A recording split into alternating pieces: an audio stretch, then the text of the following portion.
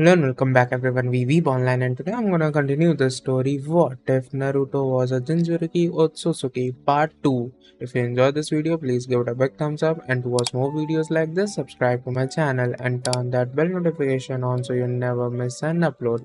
Now wasting no more time, let's begin. He was still adjusting to the blows that had hurt him earlier. When was the last time the dead could hit so hard? He ought not to have misjudged him. Had he not, those blows never would have connected. It was time to take a shitbagger to the wall. It was time to prove to Kakashi that he was sick of wasting time on these pointless tasks and D-ranked missions. "You're on, dead last."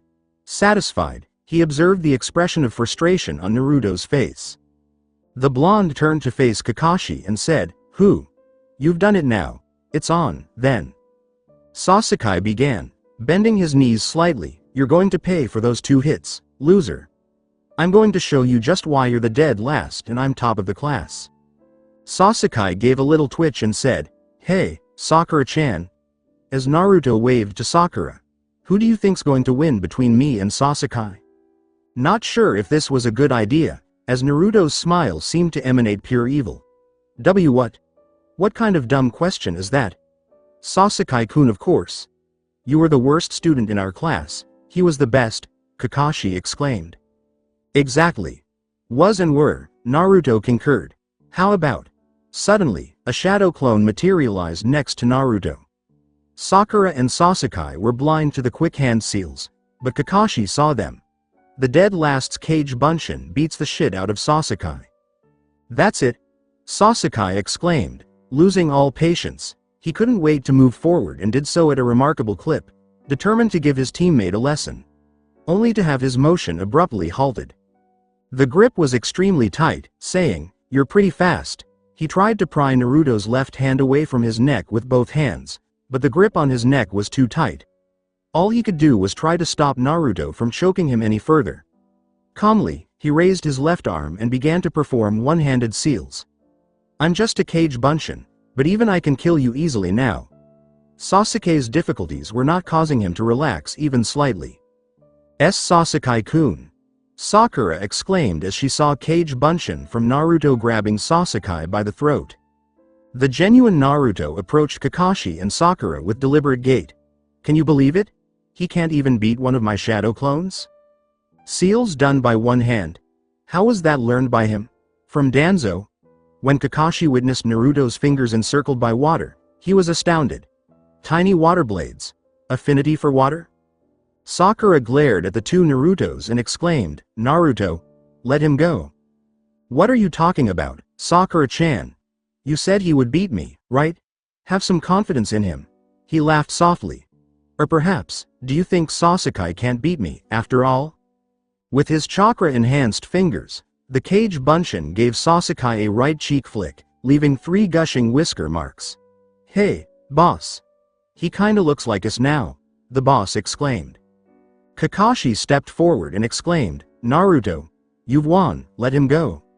Still grinning, the real Naruto asked, "Nay, Kakashi-sensei." He nodded upward at his shadow clone. "Did you also believe Sasuke would beat me? The other way around, would you have stopped Sasuke?" he asked. Sasuke was going unconscious very quickly. The shadow clone immediately threw him to the ground and gave the struggling Uchiha a fierce look. "Having trouble breathing?" "Ha ha ha ha." The real Naruto and Naruto exclaimed together. "You see that? The top of the class can't even defeat the worst student's clone? The clone? The clone?" With his knees supporting him, Sasuke was able to raise himself slightly while wiping the blood from his right cheek. He took a few moments to gather himself before glaring up at Naruto and making a decision. "Fine, you're stronger than I thought, Naruto. I'll take you seriously now. I don't want to fight your clone, or are you scared to deal with me yourself?" There had been a slight pause after Sasuke's words, but then the laughter that was coming from Naruto and his clone had started to reappear, tenfold this time. But then the laughter stopped abruptly, the Kage Bunshin disappeared, and the clearing filled with a killing intent that even Kakashi had never felt before. Because of the killing intent, Sasuke was immobilized when the true Naruto materialized in front of him. "Hey, Sasuke." The initial blow was the most painful he had ever experienced. He seemed to have taken a straight blow to the nose all at once. Naruto struck him again, squarely between the eyes, but he didn't stop there. For a brief moment, Sasuke's vision disappeared, but it came back instantly as the third strike, a kick this time, went through his stomach. Sakura sobbed, "Stop. You're hurting him." After giving him another kick to the side, Naruto paused to give Sakura a disbelieving look.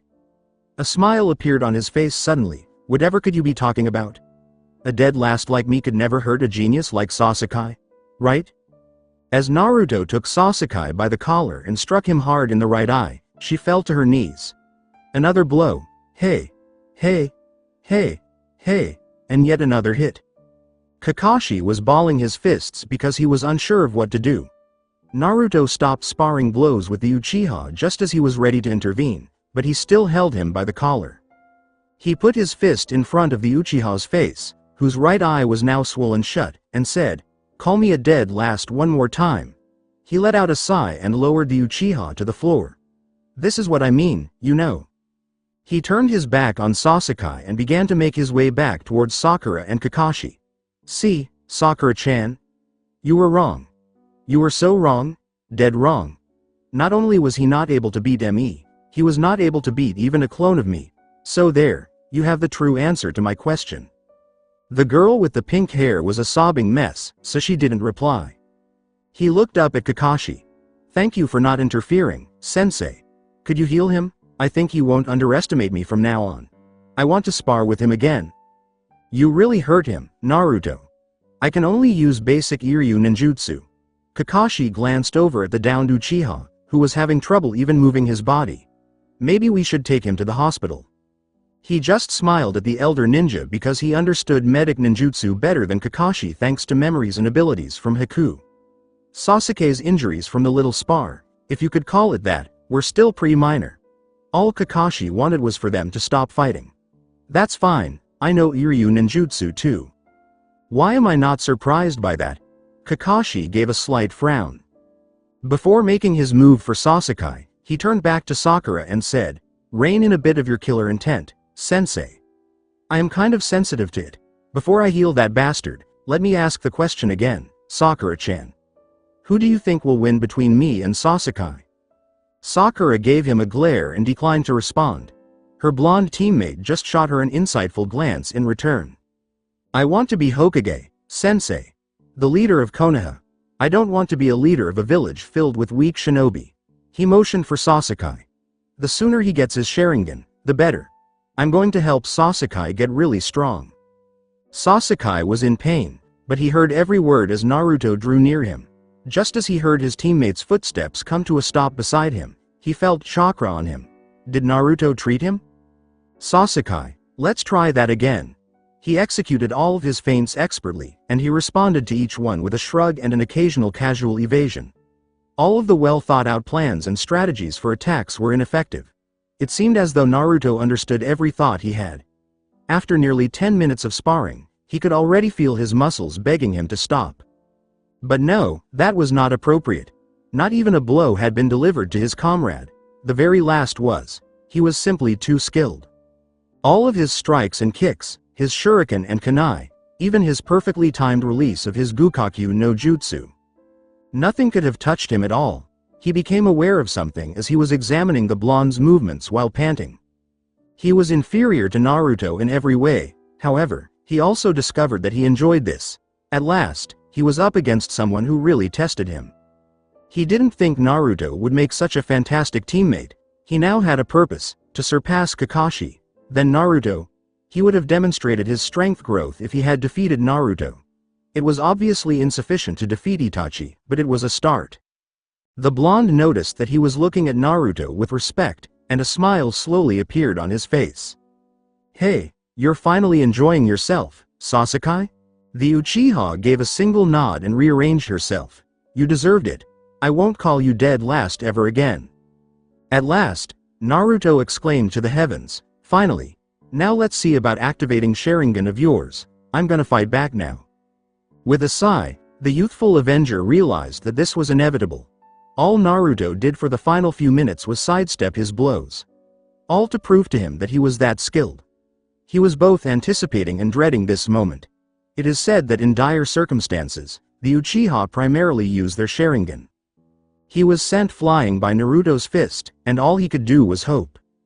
Sakura was shocked to see the fighting in front of her. She had known Uchiha Sasuke as the strongest shinobi in the land for all eternity, however, at this moment.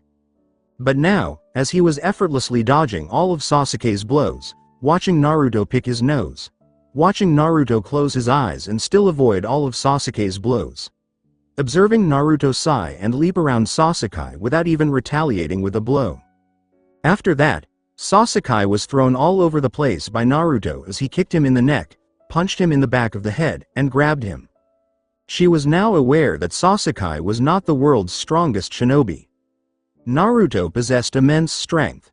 Naturally, Kakashi and all the other shinobi with higher ranks were also more powerful, but Sakura chose to ignore that fact. No, since Naruto came in dead last, the class idiot and weakest member. And yet here he was, using the Uchiha prodigy to wipe the floor with remarkable ease. It was astounding. Without all his absorbees, none of this would have been possible. He was able to discern every inexperienced move Sasuke was making because of their combined muscle memory, experiences, skills, and jutsu. Everything was far too simple. Danzo's speed was even more remarkable than Zabuza's. If Haku employed his mirror technique, his speed would have increased even further. Danzo's robot soldiers were swift as well. Naruto was also extremely quick because of all of them. He realized he was getting bored as he delivered another blow, a kick to Sasuke's left ear this time. The Uchiha was relentless, he had to admit. Naruto was, however, holding back a great deal. Having witnessed Kakashi nearly act previously, he made the decision to refrain from severely beating his teammate. The last thing he wanted was to offend Kakashi. The blonde said gravely, "Nay, Sasuke, I think you should take a break. You've got some serious injuries." He had noticed that Sasuke was not getting up as quickly as before. Forcing your body through too much pain is never good. Glancing at his blonde subordinate with a deadpan expression, Kakashi said, "He's right, Sasuke. I think this was a good spar." The Junin turned slightly to face the lone member of Team 7 and said, "Better than the one before. What about you, Sakura? Want to spar against Naruto?" No, thanks." She was truly afraid of the blonde now that she'd witnessed how easily Naruto had taken Sasuke to the ground. Tomorrow." Incredulous, Sakura said, "Tomorrow? What about tomorrow?" Kakashi turned away from the girl with the pink hair and knelt down where Sasuke was lying. "Tomorrow you will spar with Naruto. You can prepare for it." Sakura and Naruto were left alone when Kakashi and Sasuke vanished with a shunshin, saying, "I'll accompany Sasuke to his home. You guys are dismissed." "Nay, Sakura?" At his unexpected voice, she flinched. Just moments before, she had continued to fix her gaze on the location where Kakashi and Sasuke were standing. What is it, Naruto?" "I'm sorry." She winced once more, but for a different reason, when Naruto abruptly bowed. "It's just, everyone always calls me a dead last, a loser, an idiot. I was tired of it. It really gets to me, you know? This was a good chance for me to show you and Sasuke that my marks in the academy were inaccurate. The teachers really hated me, so they failed me in every subject, on purpose." A deep breath followed. "Well, of course I also felt that Sasuke deserved that ass kicking, but that's really beside the point. You've always been that strong?" The prompt response was, "Of course not. I started training. I never liked the names everyone threw at me, so I made it my goal to prove everyone wrong. You guys are the first to witness this." Sakura fidgeted a little uncomfortable, playing around with her short dress. I'm sorry for calling you those names. It won't happen again." Sakura was taken aback to see the happy, old Naruto once more as he beamingly said, "Thanks, I promise I'll be a good teammate to you and Sasuke. I also promise I'll go easy on Sasuke from now on. I just needed to let him know where he stands and where I stand, you know." She couldn't help but nod in response. Tomorrow we'll spar. And don't worry, I won't fight against you like I did Sasuke. After the spar, or even after we're dismissed tomorrow, how about we train some more? I mean, Sasuke too, of course." Sakura gave this new Naruto, who exuded confidence, a few blinks of her eyes. Yeah, maybe. How are you so sure he is in Sanagakure? What if he isn't? Even if you are with him, Naruto is still only a genin. You underestimate Naruto greatly, Hiruzen. Even if I die and he is unable to absorb me back, he will still remember all of my techniques, my skills and my experience. Knowledge like that is not easily forgotten. Danzo cracked a grin at the fire leader. In actuality, you also learn everything Naruto knows after you've been absorbed. Both parties receive the knowledge. Danzo was fully aware of Naruto's abilities and their origins. The obvious doesn't need to be stated. This is the perfect time. Only a shinobi of Orochimaru's caliber could be a problem, but since he's not there. Also, my root Anbu are coming along. I know you don't trust me, but I am just a puppet here. The blonde tapped his head. He's right. I have his memories. Your old friend would have done nothing to stop Orochimaru if I hadn't absorbed Danzo. Naruto actually glared at the elderly Warhawk, saying, his plans were to let his Anbu root ambush many of the Konoha Anbu from the shadows, so Orochimaru would have an easier time. This won't happen now. I fight for Konoha and I will destroy everyone who wants it gone. The puppeteer, now a man, nodded respectfully. I had my reasons, Hiruzen. I could apologize for my future actions, but that's absurd. It hasn't happened and it won't. And the reason I had was you'd led Konoha astray. Now that it doesn't matter anymore, I think you should know my motives. Konoha has grown weak. Other countries will take advantage of it. I will not see the great tree of the fire country wither. And now, he turned to Naruto here. It won't. Naruto has great plans and I support them completely. The third gave Danzo a scowl. Konoha hasn't grown weak, Danzo. You just want war and supremacy, to let all other shinobi villages know Konoha is the strongest. It's not about being the strongest anymore. We live in an era where we can all prosper together. Always with the naive talk. You and I will never come to terms with this. The shinobi world is a world filled with backstabbers and opportunists. Stop being the idealist, Hiruzen. What say you, Naruto? The blonde in question gave both elderly men a shrug. Their playful banter seemed almost friendly, which was strange. I don't know. I don't really care either. All I want is to be Hokage. No, all I want is to be Hokage of the most powerful village. We don't need to go to war with other villages for that. Konoha's shinobi will just be the strongest. They need to be. I don't want to lead a weak village. I want to lead the best. TCH. How can you know you're the strongest without knowing how strong the other villages are? Besides that, being the strongest will come with problems. Other villages will be intimidated, their leaders not pleased. You see now how it's impossible to avoid conflict. War is inevitable, because just like you, Naruto. Danzo looked at the Jinchuriki with a grin. The Raikage wants his village to be the strongest too. So does the Mizukage, Kazekage and the Tsuchikage. Kumogakure especially, seems to be readying themselves for war as the Raikage is pushing his shinobi extremely. Your dream is not unique, it's basic. You can't only want to be the strongest, you need more. Naruto gave Danzo a quick chuckle. I don't care what the other leaders want, Danzo. I know what I want and that's all that matters. You're missing the point. Conflict is unavoidable, because of the simple matter called clients. All villages need money and it comes from missions. All missions come from clients. Clients will go to the best, or strongest available. If you're the strongest, the other villages will fall because they won't be getting any missions. They want missions however, I assume you see how that plays out. Naruto shrugged and said, I don't care, as long as Konoha remains standing. Danzo then turned to smile at Hiruzen. We may have different viewpoints and travel different paths, but as long as Konoha remains strong, Naruto and I have the same ultimate goal. He nodded to the fire leader, presumably providing an explanation for his actions. That's all I want. But Hiruzen was staring at Naruto with narrowed eyes. This is all just talk. Suppose you are suitable to become the fire leader, you're decades away from becoming Hokage. You're still young, pure and naive, your views change as you go through life. You know nothing yet, Naruto. Danzo shot back, focusing on Naruto as well. On the contrary, Hiruzen. He knows everything I know, you could even say he saw you, like I have.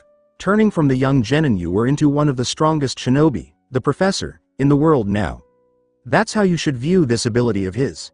It was like he was right there next to us. Why, in all honesty, did she have to take him to the gun store? The store wasn't owned by her family, so her team wasn't eligible for discounts or anything else. Were they unaware that her father was a straightforward man? Gai-sensei has no comprehension whatsoever. Her father didn't even give her a discount. As long as none of her teammates bothered her too much while she wasn't on duty, she didn't mind any of them. They weren't usually, especially Neji. However, Gai-sensei insisted that she take Lee to the store today so that she can get some new ankle and wrist weights. Gai-sensei promised to buy 10 sets of explosive tags, which convinced 10. At least 4, she had insisted. Weights. Weights. Weights. That had continued for the better part of 10 minutes.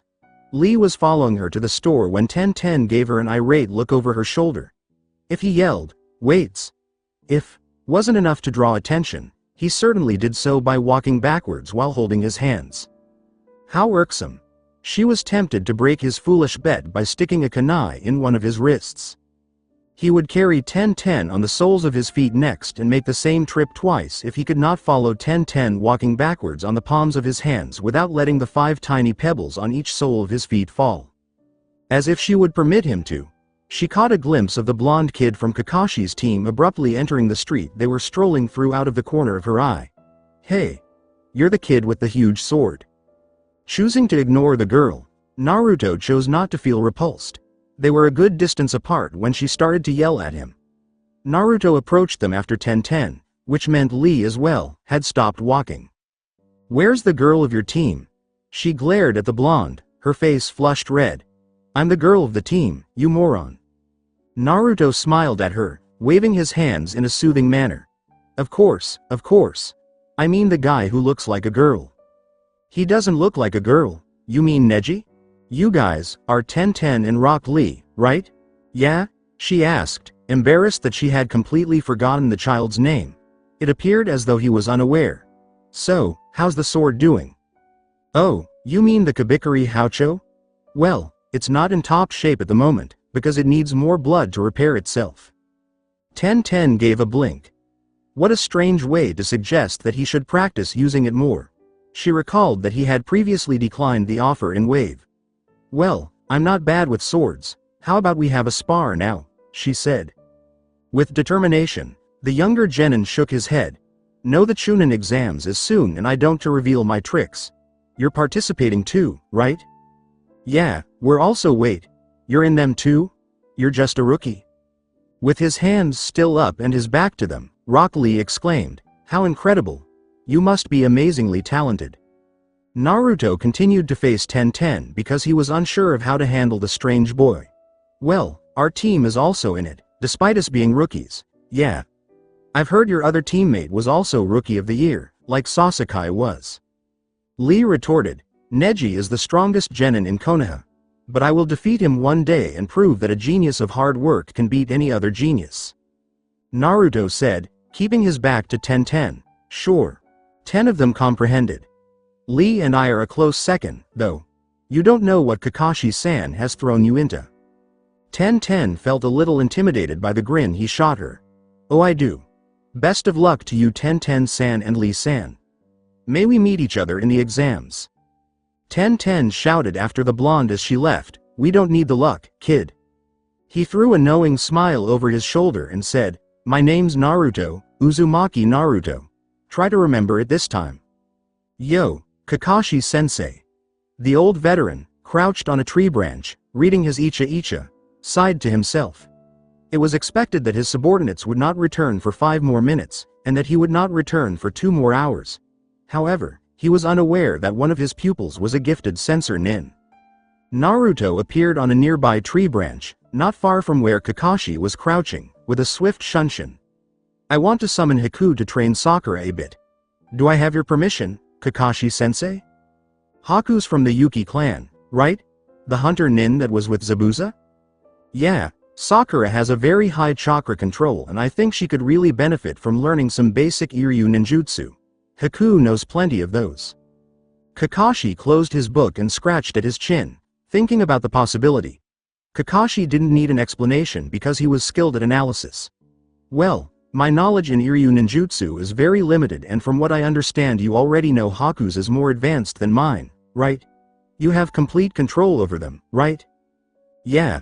Both Sasuke and Sakura don't know your special skills yet, and both of them haven't seen Haku before. How are you going to explain that? I'll just tell them the truth. The Chunin exams are coming up soon, and I don't want them surprised when I summon some awesome friends to help me out. Somehow I don't think they consider you as a friend, Naruto. What? Why not? You killed them. You're using them as tools.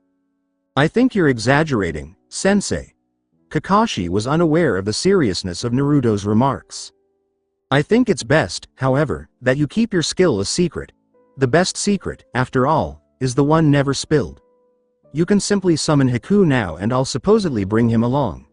Young genin talk even when they're not supposed to. I'm fairly certain Sakura will talk about your and Sasuke's skills to other people. I'm not worried about Sasuke, because he doesn't talk to other people. Naruto nodded in agreement, saying, that sounds about right. With ease, Haku exited Naruto's body and observed his surroundings before saying, very well. Haku began. Gazing at Kakashi and Naruto, it still surprises me.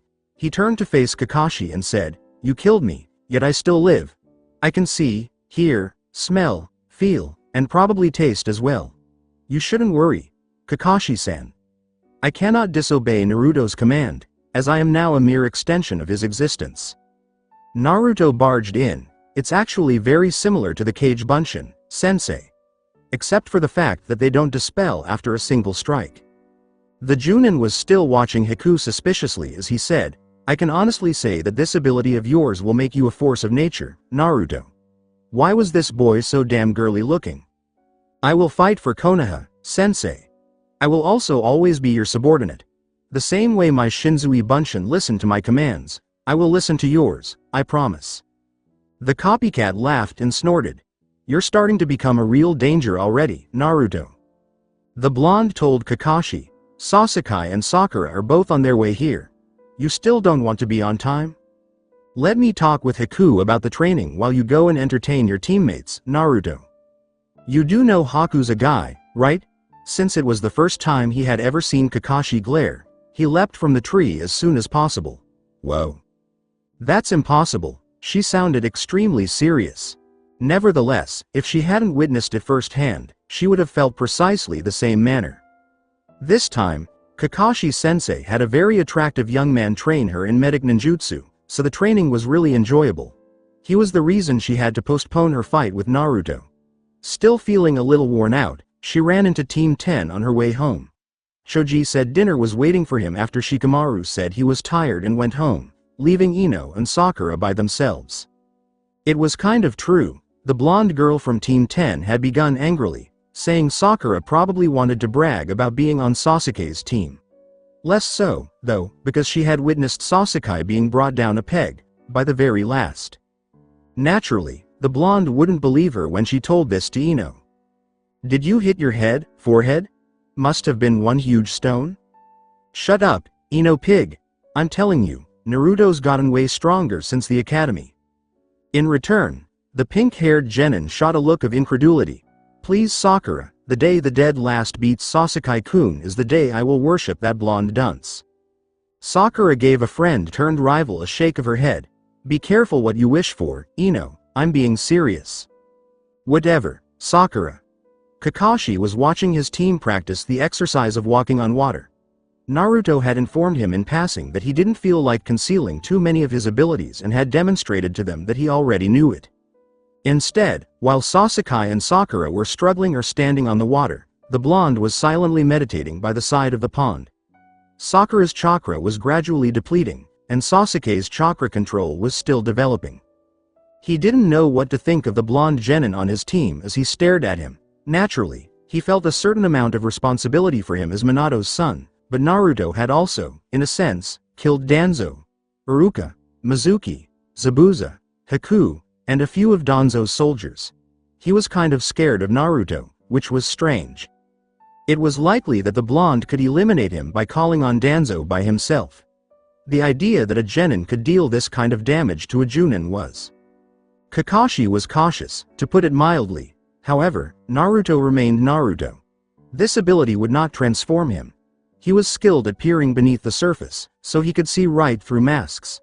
But in this way, wasn't Naruto the same? The young boy spent his entire childhood hiding behind a mask of happiness. Would his many personalities, now that they were all sealed inside of him, turn into masks that he would have to wear as well? Is it possible that he would have too many masks on and not notice that he is a little boy underneath them all? Kakashi hoped not. This only had one meaning. Stay near him, watch him closely, and make an effort to learn more about him. For that, he didn't require Hokage-sama's permission. It was something he wanted to do for Naruto's dad. The way I understand it, you've accumulated quite some dangerous fighting types and skills. Above that, you say your chakra is also accumulated, not averaged. It's true. And it's impossible to wield it all at once, so Kyuubi's keeping most of the amounts with him. Unlike me, a Biju can control such a massive amount. Please enlighten me on how you and the Kyuubi seem to be working so well together. There was a secret tunnel beneath the Hokage Tower that Naruto and the third Hokage were using to get there. They were traveling to a place where the third trained frequently. Well, apparently this skill I've inherited comes from the Otsusuki clan. I told you about it before, right? The sage of the six paths was called Otsusuki Hagoromo. Here's the interesting part. The Kyuubi regards the sage as his father. Hagoromo actually freed all of the Biju as they were stuck inside of the 10 tails. The Kyuubi told you this. Why should I believe it, and why are you so easily believing it? I've seen the past, old man. The Kyuubi has shown me. Whether or not those images were real or not is of course still the same question, but I trust Kurama. Kurama.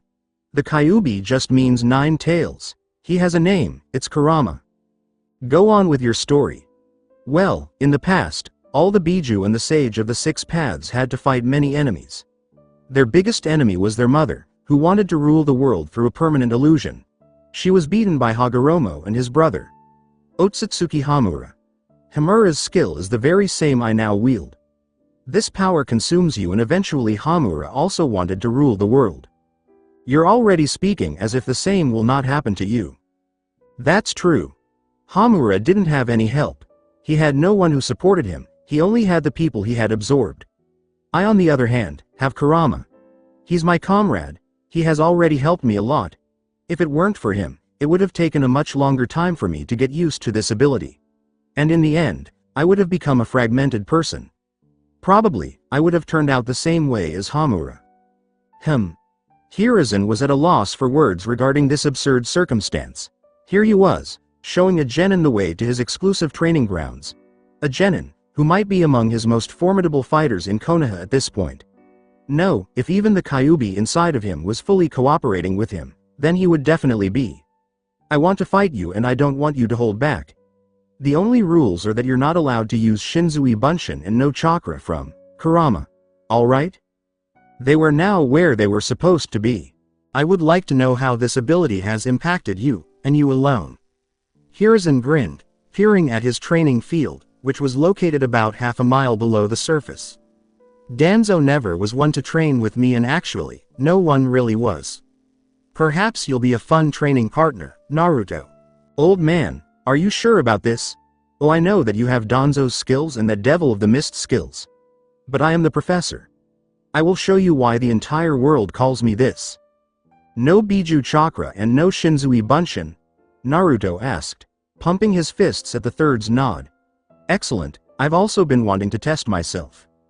It was an initial step. He was staring at them in the mirror and was in awe of what he was seeing. Years had passed before he reached this point. He had trained as hard as he could, to the point where in many cases he was unable to walk home. Still, it was insufficient. What he needed was not pain or exhaustion. It was an act of desperation. Furthermore, he found it unbelievable that the person who gave it to him came in dead last. Then again, he really couldn't call him the dead last anymore, could he? He would only be making more fun of himself. But the blonde still mopped the floor with him, even with his Sharingan out and in action. If a dead last could defeat him with such ease, he would only be doing himself more injustice. Naruto was strong, he had to admit. Incredibly powerful. Forget about Kakashi. Even with the means, he didn't push him past his breaking point. No, he could rely on Naruto, who he remembered with pleasure was willing to give him a good beating. It seemed that nobody dared to offend the last of the Uchiha. Naruto is the only one who seems unaffected by titles. For a brief moment, a grin appeared on his face. This was the beginning of his brother's destruction. After surpassing Naruto, he could go on to surpass Kakashi, and maybe all of Konoha's nobility after that, including the Hokage. He would be better than all of them, only in an attempt to take Uchiha Itachi's life. Otogakure. After a few days, there's a problem. Even though Kimimaro could feel Jirubu approaching, he suddenly stopped moving. He simply hadn't anticipated that, during his leader's training, his subordinate would dare to speak up. Right now, the bone user was blindfolded and taking down 15 auto shinobi. He dispatched all 15 shinobi in the next 2 seconds, then growled toward Jirubu. The blindfold remained on him. Impressive to the outside world, yes, but Kimimaro was no typical shinobi. Jirubu, what did I tell you before? Trembling, the large orange-haired shinobi swallowed, not sure how to respond. Well, and not to interrupt your sessions, Kimimaro-sama. Suddenly, a bone pierced his left shoulder and another landed in the wall he was now slumped against, eerily close to his face. Orochimaru-sama gave me reign over Otogakure this week. He told me if I see trash acting about, I can put them down without pause. Jirubu, despite you being one of the elite sound guards, to me, you're still trash. Weak, immensely so. Why yes, Kimimaro-sama. To exacerbate the pain, a second bone joined the one that was piercing Jirubu's left shoulder. As trash, you don't have any rights. Next time, I will see to it you die. Understood? Why yes. Now, for what reason have you risked your life? With trepidation, the young man sporting an orange mohawk nodded his head. Wee there's an intruder, his chakra is very weird. Taking off the blindfold, Kimimaro gave Jirubu an irrational glare. His? Are you telling me it is only one person? Jirubu was a sensor nin of the highest rank. Even at great distances, he could sense a person's chakra type and tell a male from a female using his sensor skills. Yes. But his chakra is telling me he has all elemental affinities. And he's doing nothing to conceal his chakra. He's just marching towards Otogakure. Now, a bone sword fashioned from Kimimaro's right arm lay between Jirubu's eyes. He transformed his bone sword back into a regular right arm. Again, you're telling me there's only one person and you're not dealing with this yourselves? You four are elite guards, act like it. I'm busy. But before Kimimaro could look away, Jirubu ventured to speak once more. But wait, Jirubu said, ignoring the death glare he was getting. It must be a Jinchuriki. His chakra levels are just too high. Now that his curiosity had been aroused, Kimimaro withdrew his bone sword once more, as it had once again become instinctive. A Jinchuriki? He asked, seemingly considering the circumstances as he looked around absent-mindedly, taking in all the dead shinobi in the vicinity. He always had to go to Curse Seal Level 2 because Jinchuriki are so fascinating. I've fought Jinchuriki before, they're very interesting. A Jinchuriki traveling to Otogakure. Why would she do that? Very well. You intercept and try to kill him, I'll act as your backup and observe first. Consider this a test for the four of you. How far away is he? Jirubu paused as Kimimaro passed him, saying, still more than a mile, Kimimaro-sama. His chakra, I can't feed on it. The Kagaya snapped his neck once and said, then don't feed on it, fool. Orochimaru-sama is in Suna. Kabuto-sensei in Konoha and I don't care where Gurren is but she's not here. Let's kill the trash that dares walk into Otogakure territory in their absence. Assemble the others and go. I won't be far off. They were about to confront an intruder as 3 guys and 1 girl were running out of their village. His brows furrowed deeply, there's 2 of them now. He then motioned for a brief break, saying, it seems the second just appeared out of nowhere and also. This one gives off the same presence as Orochimaru-sama. I suggest we turn back. Kimimaro-sama might be fine, but we are no match for whatever is. The girl said, maybe you should, you little pissant. This was met with a few giggles. A sly smile appeared on her face as she said, but we're no pathetic cowards. But know that when you do you'll be the next one we kill when we get back. Listen to Tayuya. Jirubu. A young man with a spider-like appearance said, grinning similar to Tayuya. The four of us can deal with whatever shit is coming. And Kimimaro-sama is actually backing us up in this. A gray-haired man with what appeared to be a second head on his back said, let's move. You come with us and you get to live, Jirubu. The large shinobi sporting an orange mohawk growled. No, I don't. Despite this, he went along. Koto Amatsukami will easily be noticed by Itachi, right? It should be obvious, Itachi is too clever for it. What if we implement it for later use? With the same command, and we implant it in Sasuke? Itachi's weakness is definitely Sasuke, but you're overlooking one thing here. What? Danzo grimaced but tsked. He held up a hand to make sure Naruto didn't answer, saying, to you right now, Sasuke seems like a meek little lamb whose fully developed status you believe to have already prognosed. But you're wrong. Given things like a dujutsu, it will be noticed by him, he is no fool. Or rather, the Uchiha are no fools.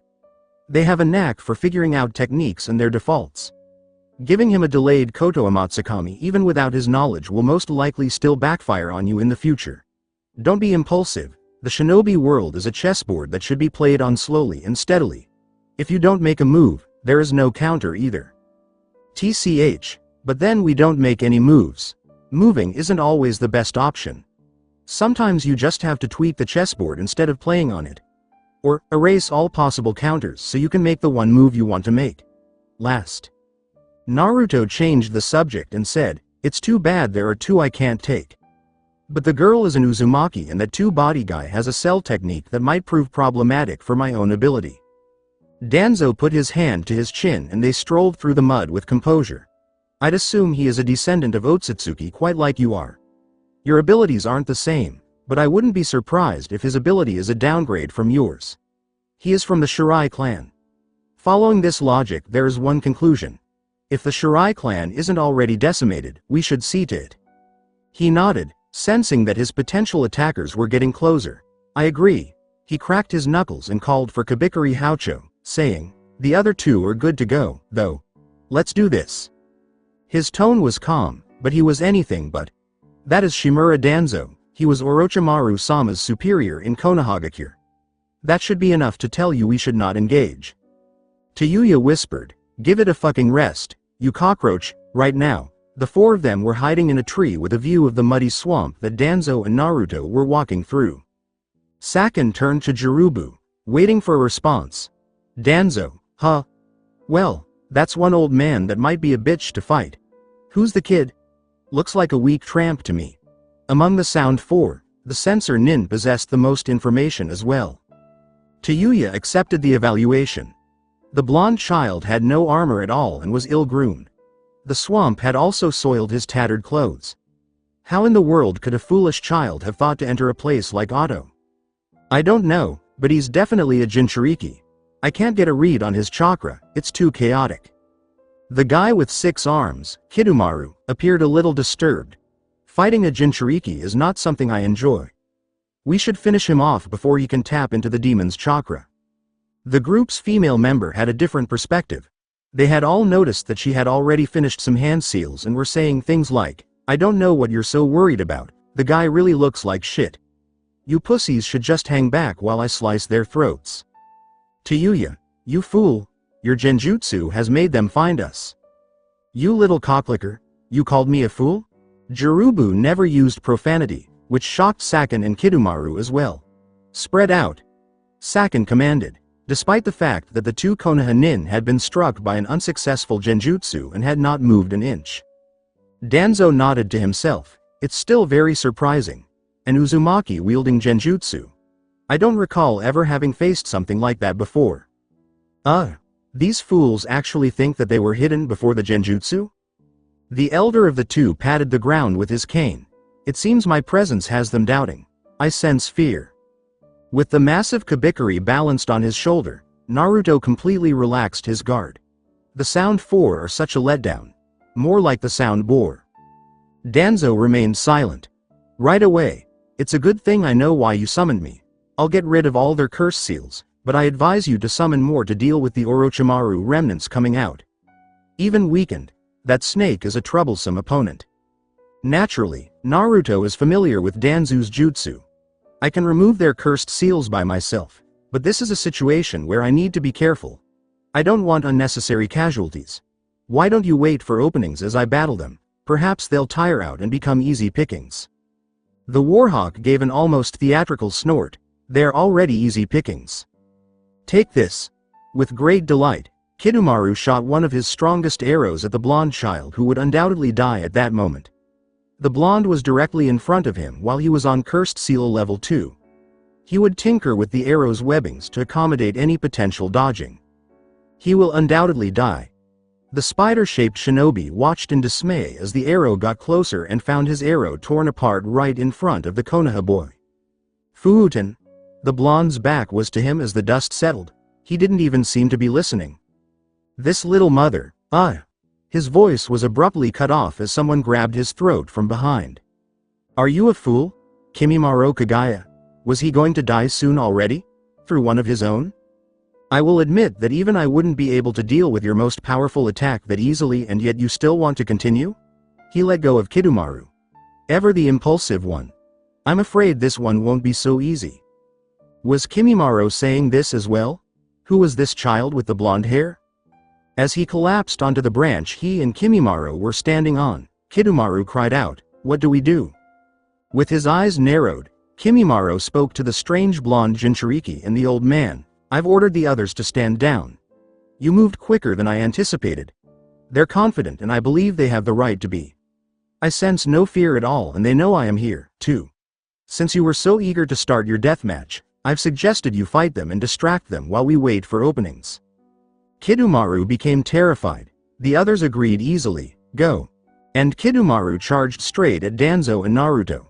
After all, defying a direct command from Kimimaro meant certain death. Kidomaru charged at Naruto with amazing speed, made possible by the cursed seal, but Naruto evaded his attack. The Auto Nin had two bows in their arsenal. A left bow and a right bow. With 6 arms, he was able to perform taijutsu and fire both almost instantly. Quite dangerous, your arrows. Ignoring him, Kidomaru circled around Naruto, aiming his arrows not only at Danzo but also at him, hoping for a hit or kick. Regretfully, Danzo was slashed by arrows before they could even approach, just like Naruto was. Although Kidomaru's taijutsu wasn't very good, in his level 2 state, the art considered him to be lethal. When the blonde knocked him hard to the ground and tore off 2 of his left arms, he realized he simply wasn't up against these opponents. Probably, he would pass away here. No openings at all. Their food and defense seems to be quite the pain. Firing off my own jutsu won't make a difference. My fingerbone bullets are about as powerful as Kidomaru's arrows. Saken scowled. Kimimaro has a lot to say. Does he feel fear? Is he considering pulling back? Tayuya watched the one-sided battle with a surprising lack of sound. The conceited young lady realized they weren't supposed to be here. To put some distance between himself and the 2 Konoha residents, Kidomaru had leapt back. Though we were trained to handle this kind of damage, he was bleeding heavily and panting. What was going on? Jirubu clarified, he can drain chakra. Quite quickly, too. Maintaining the cursed seal now is very painful for Kidomaru. You're wrong. Jirubu was staring at Kimimaro, looking perplexed. I see it. He drains something else, instead of chakra, growled Kimimaro, her rage growing by the moment. My eyes can see it. Look closely. Kidomaru is extremely fatigued because he has aged considerably. Saken freed Yukon from his grasp, saying, so that little shit drains age?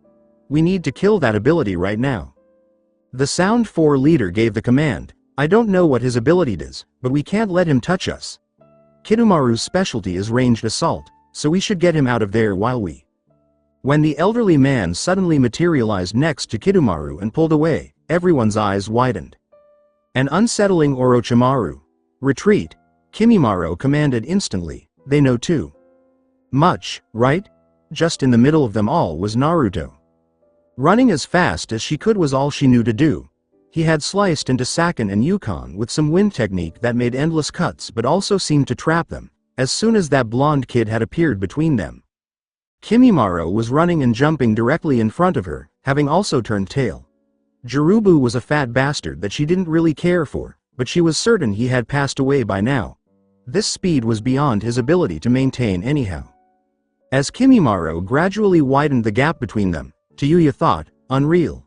We, Orochimaru's elite, are actually running away from a kid and an old man like a bunch of cowards. Fucking assholes gonna leave me to die too. Suddenly, Kimimaro had stopped, and her eyes narrowed. She joined him on the ground very close to Otogakure a few seconds later. When she saw who Kimimaro was up against, though, she was taken aback. Jirubu and Kidomaru appear more vibrant and powerful than ever. She cried out in exasperation, "What the fuck is going?" But Kimimaro didn't lose her cool. However, the Kagaya was equally perplexed, saying, "They're the real thing, they're not illusions." Though he was not as sensor-nin as Jirubu, he was still able to sense chakra levels. It was only a minute or so ago that he had felt Kidomaru, Sakin, Yukon, and Jirubu die. They were clearly unable to keep up with the speed at which he had been operating, but still. He was beaten to this location by them. It was not feasible. The blonde Konoha nin materialized behind Jirubu and Kidomaru, saying, "You're not that fast. Why are you running away anyway? Shouldn't you defend Otogakure?" Not only did Kimimaro glare at the idiot, but also at Jirubu and Kidomaru. "Who are you?" The stranger had been running back to Otto when he had killed his subordinates and then brought them back to life. Once more, it was not possible. Glancing at Jirubu and Kidomaru, the blonde asked, "Shouldn't you state your own name first, Kagaya Kimimaro?" Before smiling back at him. "I dare say your two underlings have switched sides. They work for me now." "Fucking shitheads. We're going to Tayuya." The redhead listened to Kimimaro's plea for quiet even as she kept glaring at them. Here, they were really not in a good position. The other Konoha nin joined them from behind, saying, "Ah, it seems you've caught up with them." "It got worse. Shit, I forgot about this fucking old man." "You took quite long, Danzo." "Yes, Orochimaru is quite a hassle." "What did you do to him?" Kimimaro was level 2 in an instant and racing toward Danzo when he suddenly had to dodge some wooden stakes that were protruding from the ground. Danzo appeared to chastise, There, know your place, little child. You may be a Kagaya, but I wield the Mokuton." Kimimaro realized at that point that they would not survive this. His was the strongest bloodline of them all. However, the Mokuton was clearly more powerful. Though his cursed seal wore off, he remained vigilant. "You haven't killed us, so, what do you want?" "Your allegiance." Kimimaro looked at the stupid blonde who had responded. He asked again, "Who are you?" "Oh, I'm Uzumaki Naruto, a fresh genin from Konoha." Who the hell is he trying to fool? Tayuya observed him and thought. He killed Sakin and Kidomaru without even trying. Kimimaro and Tayuya both noticed that Jirubu and Kidomaru abruptly disappeared in wisps of chakra with a flick of his wrist. The Kagaya said, "I see. You're quite dangerous, Uzumaki Naruto. But expect no allegiance from us. We serve Orochimaru-sama." Naruto tsked, and Danzo snorted. "But then whoever said you had any choice in the matter?" As Naruto employed Shunshin, Kimimaro deflected the blow from behind. He was about to countermove, but the blonde was back where he had been. "Ah, sorry about that. I just needed a slight touch to try out this new technique." While Naruto's smile wasn't pleasant at all, Kimimaro wasn't one to be easily discouraged. Kyuzu Tensai. When an identical replica of Kimimaro emerged from the blonde's body, Tayuya expressed shock. "It's not perfect, but I only touched you a little bit. Let's see how much of you I managed to comprehend, Kagaya Kimimaro." "It's not good," the bone user thought to himself. His first observation was that this copy resembled him in reverse. It was all quite the reverse. And as Naruto charged at him, copy at his side, he realized that was exactly what would defeat him. 1 week later, closing his eyes, he felt the many genin around him were so stressed that they were considering giving up completely. The Chunin exam was initially administered as a paper exam. He wouldn't normally have any trouble with this, but there were questions on this specific test that were unanswerable. That did not, however, imply that it was an issue. One of Hyuga Neji's sub-skills as a genin was actually solving problems as quickly as possible. It was obvious that this test was intended to be rigged, and he had the ideal instrument for it. The Byakugan. But as soon as he opened his eyes, Byakugan still dormant, he would revel in the quiet panic all around him. Though quite a few teams were competing, Konoha was particularly intrigued by the inexperienced Team 7, led by Hitaki Kakashi. More accurately, the last of the Uchiha piqued his interest the most. About a second or two after introduction, he had forgotten the names of the other two genin, who were probably garbage. In actuality, the last of the Uchiha was quite ostentatious in his use of Dujutsu. The Dujutsu said to be superior to the Byakugan is the Sharingan. We will discover during this examination. Having had enough, Neji made the decision to turn on the Byakugan and successfully conclude this test. But still, he recoiled in his chair visibly. Although his vision was 360 degrees, it quickly zeroed in on a single person. How? Total obscurity. This individual was totally opaque. Everyone had chakra coils visible to him at all times. What was happening? Who was this individual? This individual represents the worst possible match for Hyuga. He changed his Byakugan's view from X-ray to normal vision while sweating slightly. It's the Uchiha's teammate, Neji said, switching back to X-ray in complete bewilderment. His eyes. Only his eyes are a perfect white. Extremely similar to. The young prodigy from Hyuga was clenching his fists. To the Hyugas. What's going on? Ever since that paper test you've been on edge, are you alright? Yosh. There is no need to worry, Neji-san. You have me and Ten by your side. Neji turned to face his two teammates and answered, I know, Lee. Forget what I said before this Chunin exam. There are actually a few participants we probably should avoid. Neji? Lee asked, meeting Ten's perplexed gaze. Neji was too self-assured to shy away from challenges, however, he was very serious. There's a red-haired kid from Sunagakure who has more chakra than a Junin. I assume Suna has a Junin participating for them. A Konoha genin with gray hair and glasses has numerous amounts of scars on his organs, so I think he has a very formidable regeneration ability. Neji stopped to make sure his coworkers were paying attention. I am sure Uchiha Sasuke will be quite a decent opponent, but I am more worried about his teammate, the blonde one. Ten was now totally perplexed and asked, What, you mean that Naruto kid? He is the one who has you so worked up? Seriously? Neji shamelessly nodded. He gave her a pointed glance that said, Don't take him lightly, he can block my Byakugan completely. That small detail caused Lee's and Ten's eyes to widen. Presumably, he is my worst enemy. Let's avoid Team 7. The sudden disappearance of his elite guards would have undoubtedly altered the plans, but he was confident the snake would still attempt to approach his Uchiha teammate. In case the missing nin had a means of communicating with the original, Danzo had swiftly eliminated every Orochimaru originating from the cursed seals. Even though, naturally, only the originals were released. Naruto nodded forward, Let's go to the tower and take everyone's scrolls. It's not that far. How do you know? Sakura's response was, Let's just say I've been here many times before. While hiding, the real Naruto observed his Kage Bunshin and his allies making their way toward the tower. He performed the Shinzui Bunshin with ease, making sure no one was watching him, and Jirubu, Kidomaru, and Kimimaro emerged. He gave them all very serious looks and said, I've given the three of you far more chakra than you're accustomed to. Make sure you get used to it fast. Your mission is to kill Orochimaru and whoever he is with. Dispel if you fail. He threw a Hite aid to each of them. The Konoha headband said, Wear this to enrage him. He gestured for them to leave, saying, I want you to tell him you're with Konoha now. Naruto once more executed the Shinzui Bunshin as the three silently departed, a Konoha headband securely fastened around their foreheads. He had called for Momochi Zabuza, Yuki Haku, and Shimura Danzo this time. He turned to Danzo and said, Weaken the Ichibi Jinchuriki. With another wave of his hand, they were sent on their way to complete their missions. Perform the Gogyu Fuin on him. Don't kill anyone on his team. If possible, back Kimimaro and the others up and kill Orochimaru.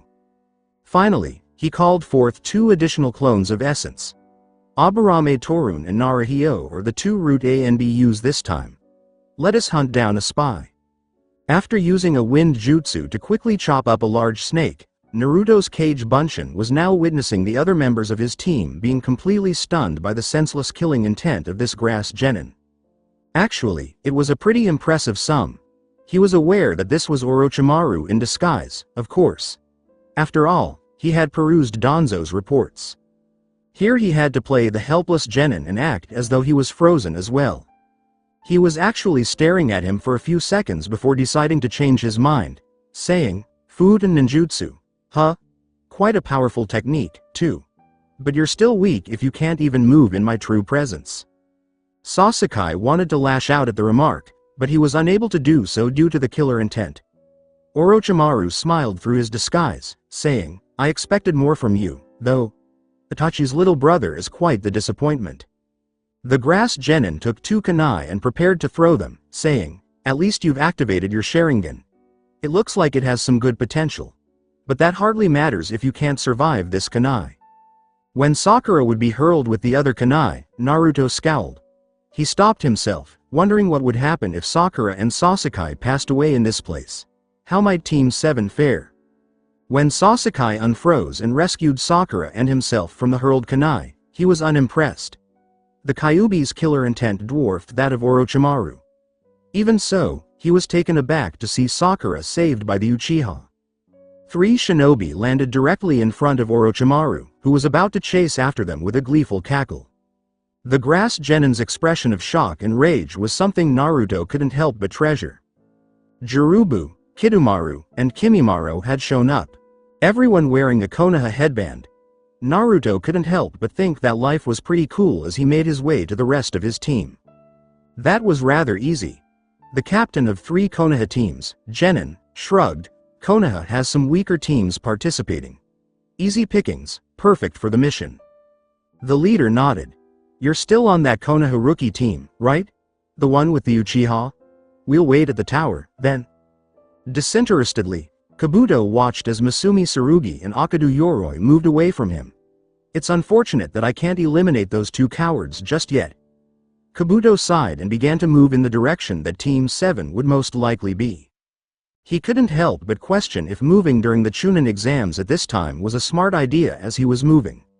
What with the Sound Five's abrupt disappearance and the complete destruction of one of their largest hideouts? It was a significant blow. His doubts about Orochimaru's assumptions were growing. His master thought the Akatsuki was responsible. It was, of course, possible. Maybe they had Kimimaro or another member of the Sound Five in mind when they were looking for new members. Maybe it was just a retaliatory move. In any case, 5 of their talented soldiers were lost. He was walking when he suddenly saw someone standing in front of him. Really, a genin was able to ambush him. "Excuse me, Konoha genin." It was the final member of Uchiha Sasuke's group. The disappointing Jinchuriki, Uzumaki Naruto. Kabuto put on a nice guy persona and approached the blonde, saying, "Ah, yes, can I help you?" After that, maybe he could follow him back to his squad and get a read on Sasuke. "Did you lose you team?" Naruto continued staring at Kabuto, who scowled. He tried, "Are you lost, maybe?" Naruto hasn't responded yet. Then the temperature in the area dropped significantly for an unknown reason. Was this a murderous intent? Yakushi Kabuto. "The penalty is assimilation for betraying Konoha," the blonde said, a menacing smile playing on his features. At that point, he nearly stopped, but Kabuto was an experienced spy. He just laughed, seemingly perplexed, and scratched the back of his head. "I'm afraid I don't know what you're talking about, but it seems you know my name. You have me at a disadvantage." Kabuto heard 2 people land behind him, and his eyes hardened. A surprise attack? From the 7th team? "I'm Uzumaki Naruto, but you already know this. I've heard you're pretty strong, somewhere along the level of the average Junin. Why don't we put that to the test?" Kabuto glanced over at Naruto, but he turned slightly to see who had materialized behind him. How are Naruhito and Aburame Torun? Is Danzo attempting to harm us? How naive. However, Kabuto was estimating his chances. The genin is simple, but these 2 are real pain. I can't allow Torun to approach me too closely because the Nara has most likely already set up multiple traps around me. It's probably not going to be easy for me to escape with the Nara clearly prepared. Why are you here? Kabuto's voice had abruptly changed. Orochimaru-sama will not be pleased by this interference. He received no response, as before. Although Kabuto was generally a calm person, he found it difficult to remain so in this circumstance. Here, he was seriously disadvantaged. Oi, Kabuto. Gazing at the Jinchuriki, Kabuto noticed that a small red chakra was now encircling him. So he has control over the chakra of the Biju? I suppose I shouldn't undervalue him either, Kabuto said calmly in spite of the circumstances. After all, he had a ton of escape routes at his disposal. Orochimaru is probably already dead. The spy with gray hair squinted at Naruto. So you work for Danzo now, Naruto-kun? Or have you always worked for him? Naruto pointed directly at him and said, neither. Danzo works for me. Those two are my slaves as well. And you will be my slave, too. Well, this child was just babbling. Kabuto found it extremely perplexing as the two root Anbu had not moved at all. Interesting. Even though this kid was acting very strangely, he was radiating a tremendous amount of chakra. Well, this is getting dangerous. This Naruto kid has more chakra than both of us combined, plus these two root Anbu. I've ordered them to stand by in case you want to run. Let's fight, just you and me. I'll let you go if you can defeat me. Oh, Kabuto's red eyes widened, is that right? Kabuto was determined to finish this quickly, so he rushed forward at an incredible speed, ready to slice through Naruto with his chakra swords. But all of a sudden, Naruto was faster than him, and he even had finished hand seals, food and tobajiri. Since Naruto was in the middle of a dash, a strong wind-infused storm struck him squarely in the right foot. He dodged the majority of the damage with a swift kawarimi. Naruto was on Kabuto once more as he emerged a few meters away. He was prepared to gut him with a wind sword this time. That is the wind sword technique of Baki. He dodged the slice with a bare minimum of difficulty and countered with a chakra scalpel. To have his right arm severed in the process.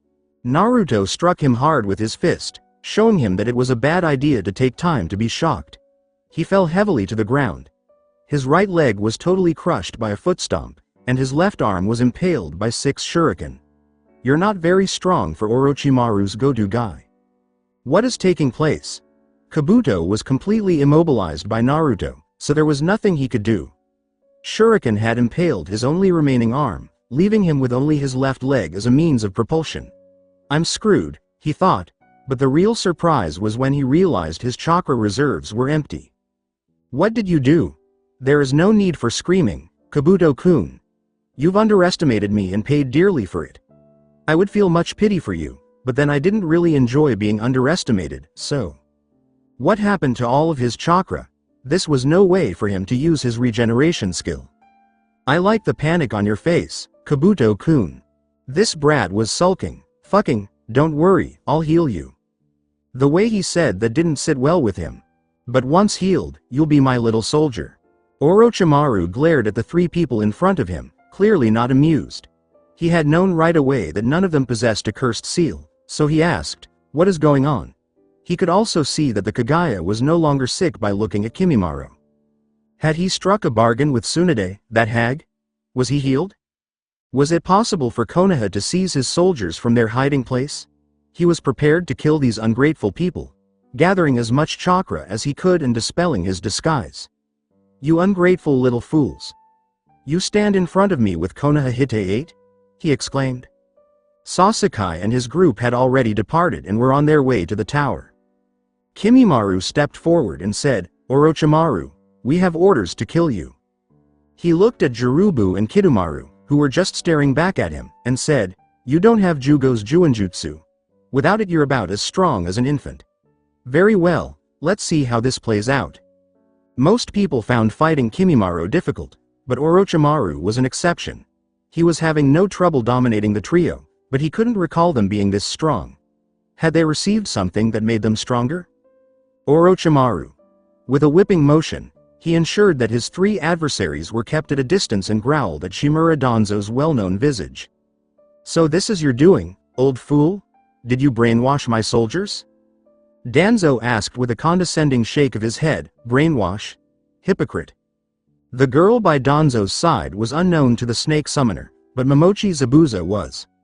Although dealing with the Kiri Nuke Nin wouldn't be too difficult, Danzo's presence would undoubtedly make the odds against him. He had to back off. He sank as deep into the floor as he could, using a Doden Jutsu to disperse his presence in Snake Summon's underground, warning Danzo, "I will remember this." Zabuza laughed. "Hey, so that was Orochimaru, huh? It's pretty fun to be in an army this strong." Danzo whispered to him in Haku, "It's dangerous. He thinks we have turned on him, but it is fortunate he is extremely ill-informed. Orochimaru was always the one who knew how to get away. Anywhere would be a tough place to corner and kill him. I believe Naruto wanted him alive anyway. That kid sure likes to play this shinobi world." "Yes, he does. I just hope he doesn't get carried away." He stared at his little brother's motionless form as he finally gained control over his limbs through hacking. What in the world had occurred? Suddenly these three shinobi appeared and utterly destroyed his younger brother. It had taken only a few seconds to defeat the unbeatable Lord of the Desert. By a cane-wielding elderly man. Tamari was standing next to him, attempting to assist him. Because she had actually been able to deflect the attack on her person, she was in much better shape. However, she was still severely injured when she was thrown against a tree bark. With a single blow to the stomach, he himself lost consciousness. Who were these individuals? Shukaku was not breaking out, and Gaara remained unconscious. As they moved slowly toward Gaara, Tamari muttered, "I recognized one of them. Momochi Zabuza. I know because he wields the sword, the Kabikari Haucho, but what the hell is a missing nin from the mist doing here? I don't know, but I think they really messed Gaara up." Mitarashi Anko expressed displeasure. The Forest of Death was littered with covert cameras, but for some reason none of them captured the crucial moments. Where have the remaining missing teams disappeared to? A number of teams had passed the second test yesterday, but many teams were absent, so Anbu was dispatched to look into it. Despite the large number of teams participating in the Chunin exams, there was no requirement for preliminary tests because of this. Many teams simply vanished. 2 Konoha teams, one from sand and one from grass, were the ones who managed to pass. Other than 2 Konoha teams whose members were discovered to be seriously injured, everyone else was missing. This was truly catastrophic. This is not acceptable in other villages, which is why Konoha dispatched numerous Anbu teams to look into it. However, a day has passed with no updates. The Hokage wanted the teams that passed to rest, but Enko wanted to question them. They appeared frightened, the Sand team in particular looking extremely uneasy. Kakashi's team and Gai's team were the Konoha teams that advanced. The Ichibi Jinchuriki team from the Sand and the 3 unimpressive players from Grass Village made up the team. The absence of the teams will cause a delay in the third test. The tournament's matches are still unknown, but the designated Junin instructors will be notified as soon as they are. Not amused was Orochimaru. Right now, he was in the Sand Village. Since he hadn't heard from Kabuto, he thought Danzo had reached him. Now that most of his elite soldiers were gone, he was assuming the role of Kazekage, but he was powerless. In addition to lacking the strength to defeat Konoha, Sanagakure wasn't sure if he would be able to use the powers he still possessed from Odogakure. His only desires were the loss of Hiruzen Sarutobi and Sasuke's eyes. What made Danzo turn on him? He shared his desire for Hiruzen's death. In his rage, Orochimaru had already taken the lives of several of his Suna subordinates. He was thinking right now of taking all his test subjects and just dumping them all on Konoha. Or simply to give up and try something else.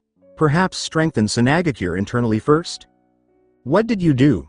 Danzo was in the Hokage's office with Naruto. The office, now sealed for good. What do you mean? I thought I specifically ordered you not to take more people in, Naruto. Hiruzen turned her gaze to Danzo with a cough. If memory serves, I believe you ordered Naruto not to absorb any more of Konoha. He has followed those rules obediently. Hiruzen's eyes became glaring. Did you absorb all those teams, Naruto? Naruto gave a shrug. They were there for the pickings, Hokage-sama. I only went for the promising ones, the others I incinerated. The Anbu should find the marks. Besides, didn't that instructor make everyone sign papers before entering the forest of death? He is correct, Hiruzen. They knew the risks. Signing those papers just meant death for the many. Be quiet, Danzo. Hokage-sama, why is this such a problem? 2 Kumo teams, 1 Konoha team, 2 rain teams, 2 auto teams, 1 grass team, 1 sand team, 2 Kiri teams, 1 from Waterfall and 1 from Moon Village. What were you thinking? Hey, I didn't take all of them, not even half of those, even. Naruto realized that the Hokage was taking things very seriously when he said, Naruto, you need to understand that you're killing people, innocents, for your own gain. You've committed a crime and you will be punished for it. I will be punished? Yes. I am considering taking you out of the Chunin exams and resigning you from Kakashi's team. You've gone too far. Perhaps going as far to resigning you from the shinobi program altogether. Naruto grimaced at the outcome. That's harsh. All I've done is protect Konoha. Do you know how much I have prevented by doing the things I've done? Do you realize how much I know about all the other countries now? It's true, Hiruzen. I know much thanks to my root Anbu, but Naruto knows so much more. We've been kept in the dark about what happened in Omegacure. We know all about the Jinchuriki everywhere. We know everything now. Are you quite done, Danzo? Since you're only considering punishment, perhaps I can come forth with a suggestion, Hokage-sama? Naruto said. I don't think you can do anything to condone your actions, Naruto. Well, hear me out, at least. Alright, but this better not be nonsense. Naruto moved a little bit nearer to the fire leader, and Danzo actually smiled. Naruto began, calling forth a second Shinzui Bunshin beside himself, saying, I have mastered another sub-skill. Yamanaka Fu appeared to be unimpressed by Hiruzen's sudden appearance in the office. Like a cat who has just caught a bird, Naruto grinned. I call it the Rinne Tensai. 9 still missing with this. I think it's safe to presume they were all killed in there. Gazing at the 2 shinobi lying in beds in front of him, he nodded absently to the doctor. The 3rd member of their genin team, who was also from Sunagakure, had not yet been expelled from the Chunin exams. Or more accurately, from Naruto, Tensai Rinne. It was an absurd jutsu, an overly divine one. There was proof standing next to him. With greater vitality and strength than before, Amino Iruka returned to the living. Naruto had given him a much bigger chakra pool in addition to reviving him. Since Yamanaka Inoichi had altered everyone's minds, the genin who were actually resurrected would all require more time to heal than Iruka. Now that Naruto's abilities were known to the Yamanaka clan head, he was among the select few shinobi in Konoha, and fear consumed him. And quite rightly so. The Kyuubi Jinchuriki, who was the very last in his class, had become far more powerful than anyone could have predicted. Inoichi had actually proposed that they keep him incarcerated and seal his chakra. Something that dangerous shouldn't be allowed to wander around freely, he said. Hiruzen nearly concurred. Jiraiya had a way of binding people to Konoha, so he would have to call for him to return. Iruka said, Hokage-sama, will I be reinstated as a teacher? As soon as the doctor was no longer within earshot. Hiruzen gave the former instructor a detached look. Having been part of this assimilation, your knowledge and skill have changed drastically, am I right? There was a single nod of response. I would assume that teaching isn't something you would want to practice at this time? Iruka just answered, seeing the question beneath the question. I would like to join a recon team. Specifically one that hunts for the Akatsuki. This was, of course, a question as well. Those are mostly Anbu. I am willing. Hokage was unable to smile at all in this circumstance. Things were starting to go really wrong, so be it. They served as his instruments, his armaments. It wasn't supposed to be his friends as weapons. Iruka resembled his elder sibling. Certainly, family was not going to be his tool either. With a determined expression, Naruto made his way to the training grounds where he planned to meet up with his team. Neither his family nor his friends were among the others. They served as his instruments. He nodded his head as he noticed Sakura standing upside down on or beneath a tree branch, and Sasuke practicing some kata in the distance. Friends and family aren't the same as teammates. They too will be tools, he said, focusing on Sasuke. I want to use Itachi as my tool, and Sasuke wants to kill his older brother. He is thus useful for the time being. Glad to see you in time, Naruto. Unlike some people, he instantly retorted, as Kakashi appeared to be strolling beside him. So I've heard some interesting things. Are you redeeming yourself? Not at all. It's possible he did. Not sure how to feel about his student at this point. Kakashi told him. Hokage-sama wants to see you in his office after our training sessions. The boy had already claimed many lives, and there would undoubtedly be many more. Has something to do with the Chunin exams. I'm sure. He was starting to grow weary of the pain he was experiencing from those damn exams. Something entirely different was there. Concerning all of them. Naruto was a clown in the past. Was a moron once.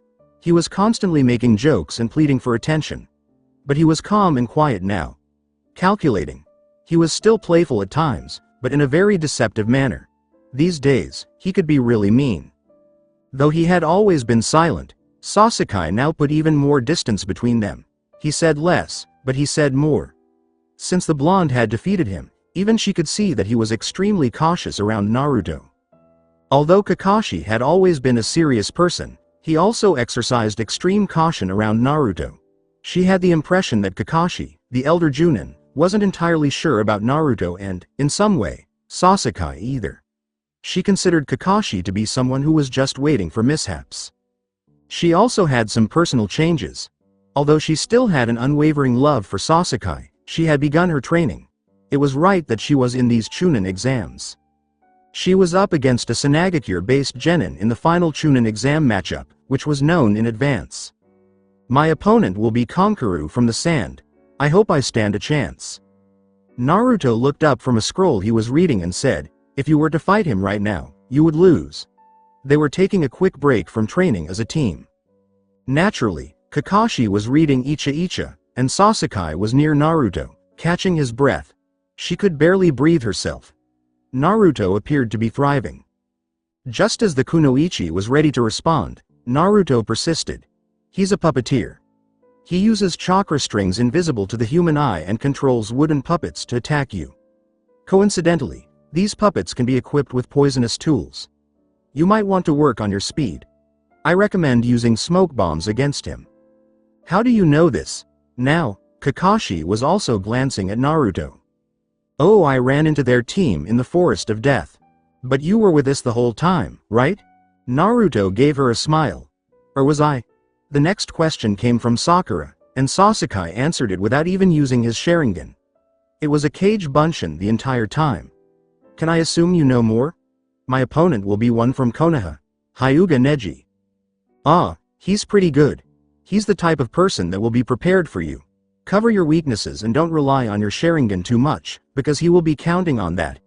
He has the Byakugan at a pretty high level so he can see through your ruses, genjutsu and tactics. Take him out from a distance while trying to bind him with your kunai wiring techniques. What about your own opponent, Naruto? The blonde one smiled. As fate would have it, it seems I'm facing a relative. What? Diminished to a puppet slave. Momochi Zabuza studied the cards he held for a long time, not really looking at them. As a member of the collective, he was aware of all of Naruto's actions and thoughts. He was still capable of thinking, feeling, and speaking despite being one of Naruto's soldiers. But something was missing from the second Naruto. Something in him just fit. He had the appearance of both Zabuza and Naruto at the same time. He assumed it was the sensation of having just created a clone. That was all there was to it. He only wanted what Naruto desired. Yes, a collective. At times, Naruto would simply let them go and do as they pleased. Besides, it wasn't like they could flee. He was aware. Go too far, and you become nothing. He was currently sitting at a table in Naruto's apartment's kitchen, having card games with Kidomaru, Jirubu, Yuki Haku, and Kagaya Kimimaro. Danzo and his root followers had also been summoned by Naruto, but the elderly man and his followers had root matters to attend to. They were now immortal and unbeatable in a sense thanks to Naruto.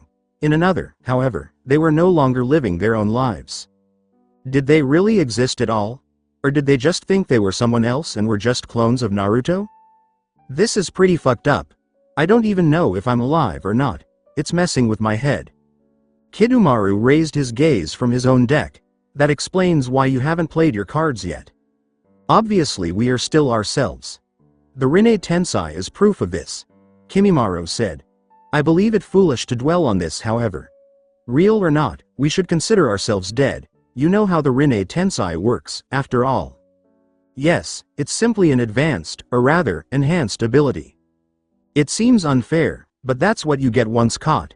Even when revived, Naruto still can undo your entire existence with a simple flick of his chakra. The body created by the Rinne Tensei carries a failsafe, after all. It seems only wise. Danzo had returned, and everyone turned to face the door. You don't give the dog the remote control. Blood was incredibly fascinating. It functioned in unfathomable ways, and the possibilities with chakra were simply too alluring. There was a moment that was not yet here. A moment not yet to disclose what he'd become, or what potential his instruments held. However, everything was just so fascinating, too good to put into practice. Naruto. He had to follow the guidelines set out for him in the Fire Country for the time being. Looking at the Sandaime, his leader, he realized he was far from prepared to take command. Was his goal to remain firmly planted in one location? Age was upon Sarutobi Hiruzen. A great deal more over the last few weeks. That was what would happen to Naruto's putative grandfather, the metamorphosis from naive, innocent rookie genin to seasoned combat veteran and cold-blooded killer. And a horrible one at that. Hiruzen could hardly recognize Naruto from now on. The boy appeared more like the second Hokage than anyone else, with his hardened appearance and the paranoid language he carried around in his body. It was mostly awful, not entirely. Beneath the multitude of personas he had assumed, lay the Naruto he knew. He had realized that Naruto now had control over the ability, allowing him to touch without absorbing. Even though Naruto never needed gloves, he still decided to wear gray gauntlets. He could see bandages underneath the blonde's dark green uniform. Although he wasn't a censor, he was willing to wager that the bandages were activated by chakra. It seems the situation is under control. Inoichi-san mentioned your targets in the Chunin exams had little recollection on what happened anyway. You've moved rather wisely. Naruto grinned sincerely. Of course. I wouldn't want to trouble Hino Kuni. It was instructive, the spar he'd had with the boy a few weeks prior. He possessed the skills, know-how, experience, and even the moves. He was a shinobi of great danger. More than anything else he had, though, he lacked the essentials to be a full-fledged shinobi. The evidence supporting one's identity, total security regarding oneself. Naruto's unique ability might prevent that from ever happening, but if the time came when he had no identity or personality conflicts, well, then. Though Hiruzen knew it might not be pleasant, he didn't want to imagine it. He would shamefully acknowledge that he hoped Naruto would always be internally conflicted. That way, he wouldn't have to be concerned about the emergence of another rogue. None of this has reached outside our country. Victims fall in Chunin exams, and this one's not so bad considering previous handlings. Am I allowed to continue, Hokage-sama? After a while, the fire leader snorted. You've always been trouble, Naruto. But now you're trouble and dangerous. Please refrain from unnecessary provocations. I'm allowing further participation, but with the warning that you're not allowed to kill or absorb anyone. Is this understood? Hiruzen didn't like the jovial gleam in Naruto's eyes, but he assumed it was inevitable given his abilities. Yes, I believe I have taken all that was fruitful in these exams anyway. Have you given it a name? Naruto gave a blink. Excuse me? Your ability of draining, have you thought of a name? Ah. Sarutobi gasped when he noticed a sudden sadness in Naruto's gaze. I call it, Shizentauda. At this, Hiruzen's eyes narrowed. How ominous. On top of the fourth Hokage's head, his preferred location. In the previous few months, a lot had changed. His life was no longer the same, now that he knew so much. He was aware of every conflict. He was aware of every Kekkei Genkai member. He was aware of both the Jinchuriki and the Akatsuki. While he didn't profess to be an expert, he was well aware that Konoha wasn't the most pleasant village in the world. Konoha was actually a pretty bleak, if not petty, village because of the Uchiha massacre and the involvement in numerous alliances that went wrong outside of the Fire Country. But he also knew information about other villages. Maybe every village had petty rulers and regimes, or vice versa. As dusk approached, he observed the village coming to life. The village of Konoha despised him, all because he was designated as Konoha's Jinchuriki by his father. Hokage. That was his goal and his dream. Would being rooted make him happy, though? The world was both incredibly fascinating and terrifying. Leading one nation at a time didn't seem sufficient. It took him a while to realize this. It became boring after a while. Now that he had a plan, he was itching to put the pieces of his puzzle together. He just needed to wait. Being young, he had little exposure to the outside world. He was told to slow down by Kurama because Naruto's personality was being severely damaged and the old fox was doing everything in his power to keep it intact. Actually, spitting out Shinzui Bunshin made a big difference in interior organization. Although he found it difficult to take them back in, each time got easier. He would, as it were, take a breather every night by letting some of his essence clones go outside. Even though he harbored a sour fox demon, he was doing well. He must never forget that he was Uzumaki Naruto. Final examinations for the Chunin exams. The cage was supposed to be there, but he was told he wouldn't be. It was unlikely to attract more cage, he thought, with only 2 outside squads taking part. Even so, it was surprising that the cage chose not to visit his own kids. This time, only 4 squads made it.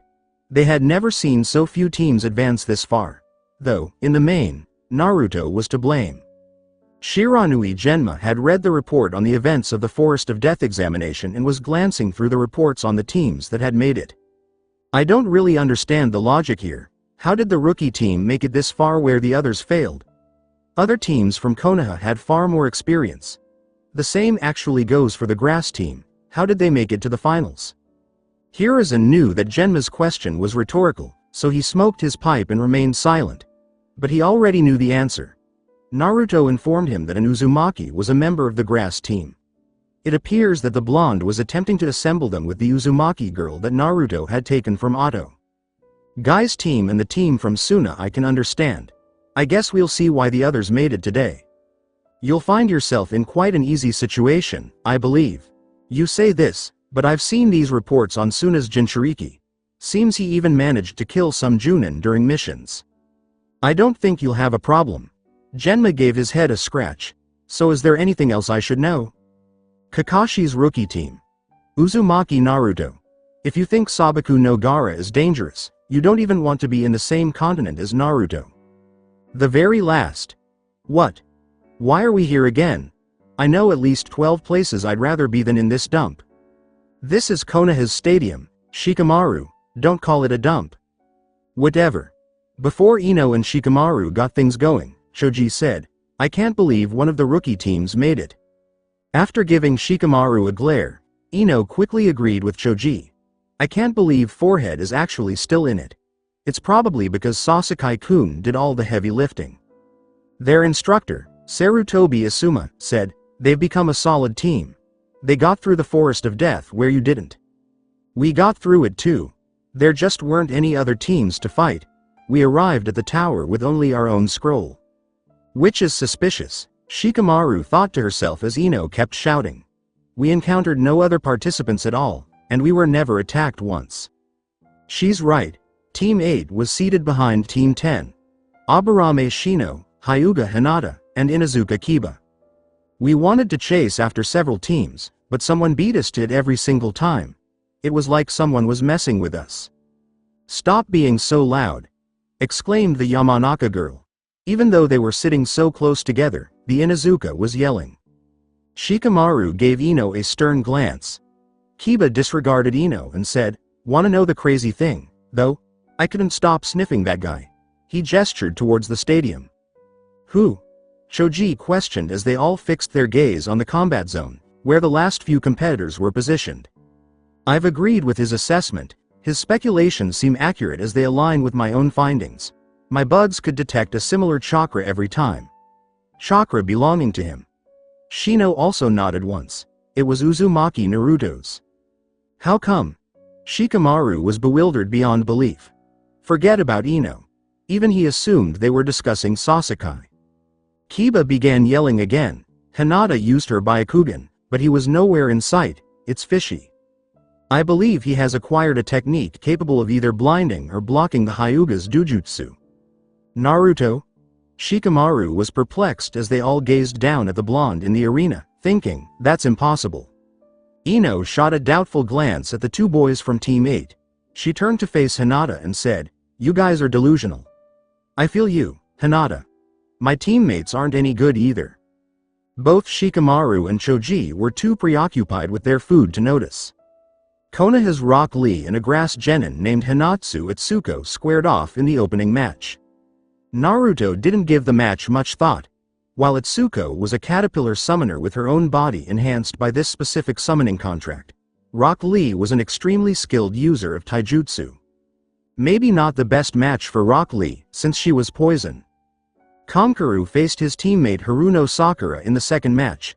When he instructed her to apply a genjutsu to the puppeteer during the opening match, he smiled.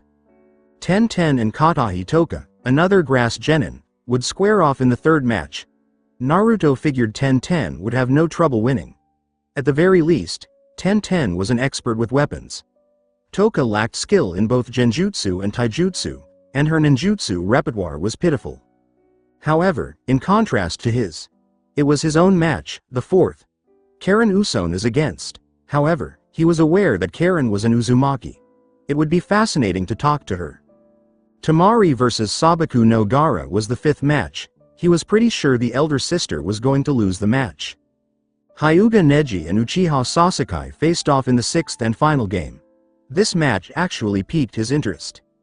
With a hint of indifference, Hyuga Neji observed the battle between his partner and the grass genin. As was to be expected, Rock Lee had been poisoned from the start. Foolishly, he charged in and was struck by one of her opponent's special moves. It didn't matter to him what the technique's name was. No, he was focusing more on the two Team 7 boys. He would be up against Uchiha Sasuke, who had never before faced off against a Sharingan user. He was hoping to be up against the Uchiha. To further demonstrate his own value, he was not too concerned. He did not want to confront Uzumaki Naruto. He might not know much about the Sharingan, but there was just too much uncertainty surrounding that Naruto boy. As in, would the gentle fist not affect him? He would put everything on the line to beat him in these exams, if the worst happened. Returning his attention and thoughts to the fight, he saw that Lee was easily defeating his opponent despite being poisoned. After all, his stamina was insane. Sakura was extremely irritated to discover that, in spite of her best efforts, her genjutsu had had no effect on Kankuro. She had to leave her genjutsu behind because they were now in the fighting arena. "It's really annoying, you know." Sakura gave her opponent a bewildered glance. "I have to keep on adjusting my chakra because of these genjutsu tricks you're shooting my way. They interfere with my weaving." Sakura threw 3 balls of smoke at her feet and backed away, her eyes widening. The second game was underway. "I had the puppet in my sights. Stupid." Sakura chastised herself as she watched out for any impending attacks. "Is he inside the puppet then?" "The smoke won't save you, girl." Sakura turned her head quickly and avoided a claw. She had to make sure she wasn't touched because she recalled Naruto's remarks regarding poison. She made out 2 figures through the smoke, one bent over and the other standing straight. She saw at once that the person who was hunching over and the one who was standing straight had a large bundle on their backs. When the match began, Kankuro did have something on his back, which she had assumed to be a puppet. She prepared to use genjutsu on either of her 2 current opponents. "You like smoke, huh? Here, I'll add to it." She was engulfed in a purple mist, and Sakura moved quickly to focus chakra in her hands. Chakra Paku. Sakura's head was encircled by chakra, but Kankuro was unable to see it because of the smoke at the time. A chakra exercise that encircled the face was called Chakra Paku. Sakura thought to herself as she began running through the smoke towards Kankuro. "Hopefully this poison smoke of his can only hit me through my mouth and nose. If it's through the skin I'm screwed." 3 Sakura, possibly 2 Bunshin, jumped out of the smoke, and Kankuro growled. Everybody had chakra encircling their faces. She was able to breathe and move in that way. Not bad. His puppet vanished out of nowhere after tearing through the first Bunshin and attempting to destroy the second. His gaze darted to the third, only to witness it vanish as well.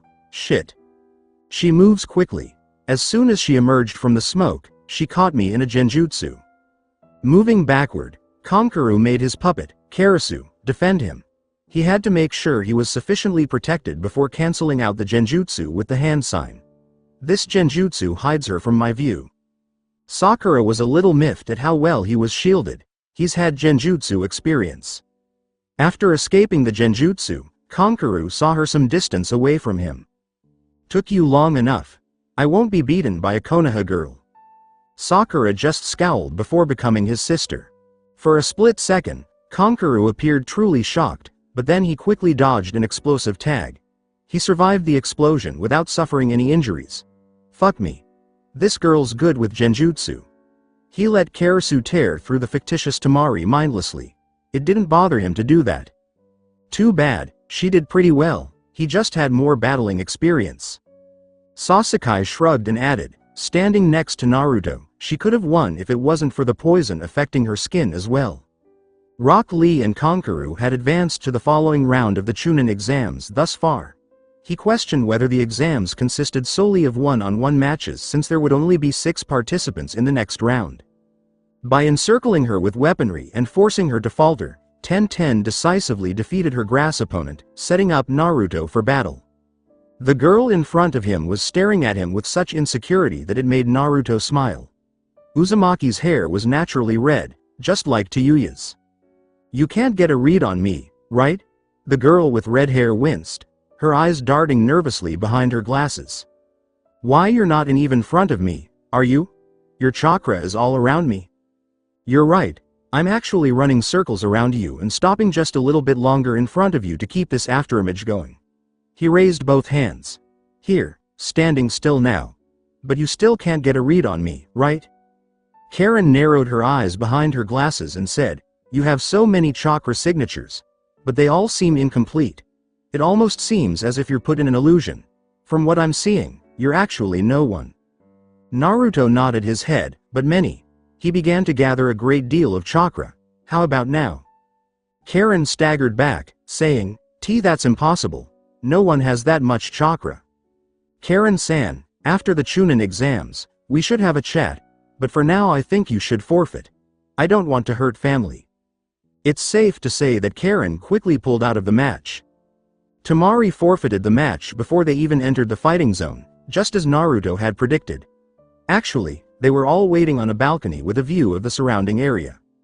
Naruto sensed Gaara's mood and grinned wryly. The Jinchuriki was equally perplexed and furious.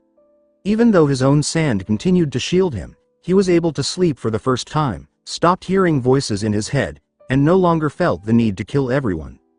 He could not sleep after the old man in the forest of death struck him in the stomach. He did, however, possess far less chakra than before. Simply put, there was less. The elderly man appeared to have killed the Shukaku within of him. His sense of security was diminished in the absence of the Shukaku's immense chakra support. In addition to continuing to be terrified, Kankuru and Tamari had also noticed the change and were beginning to feel a little optimistic. The only truly interesting match was the one that followed.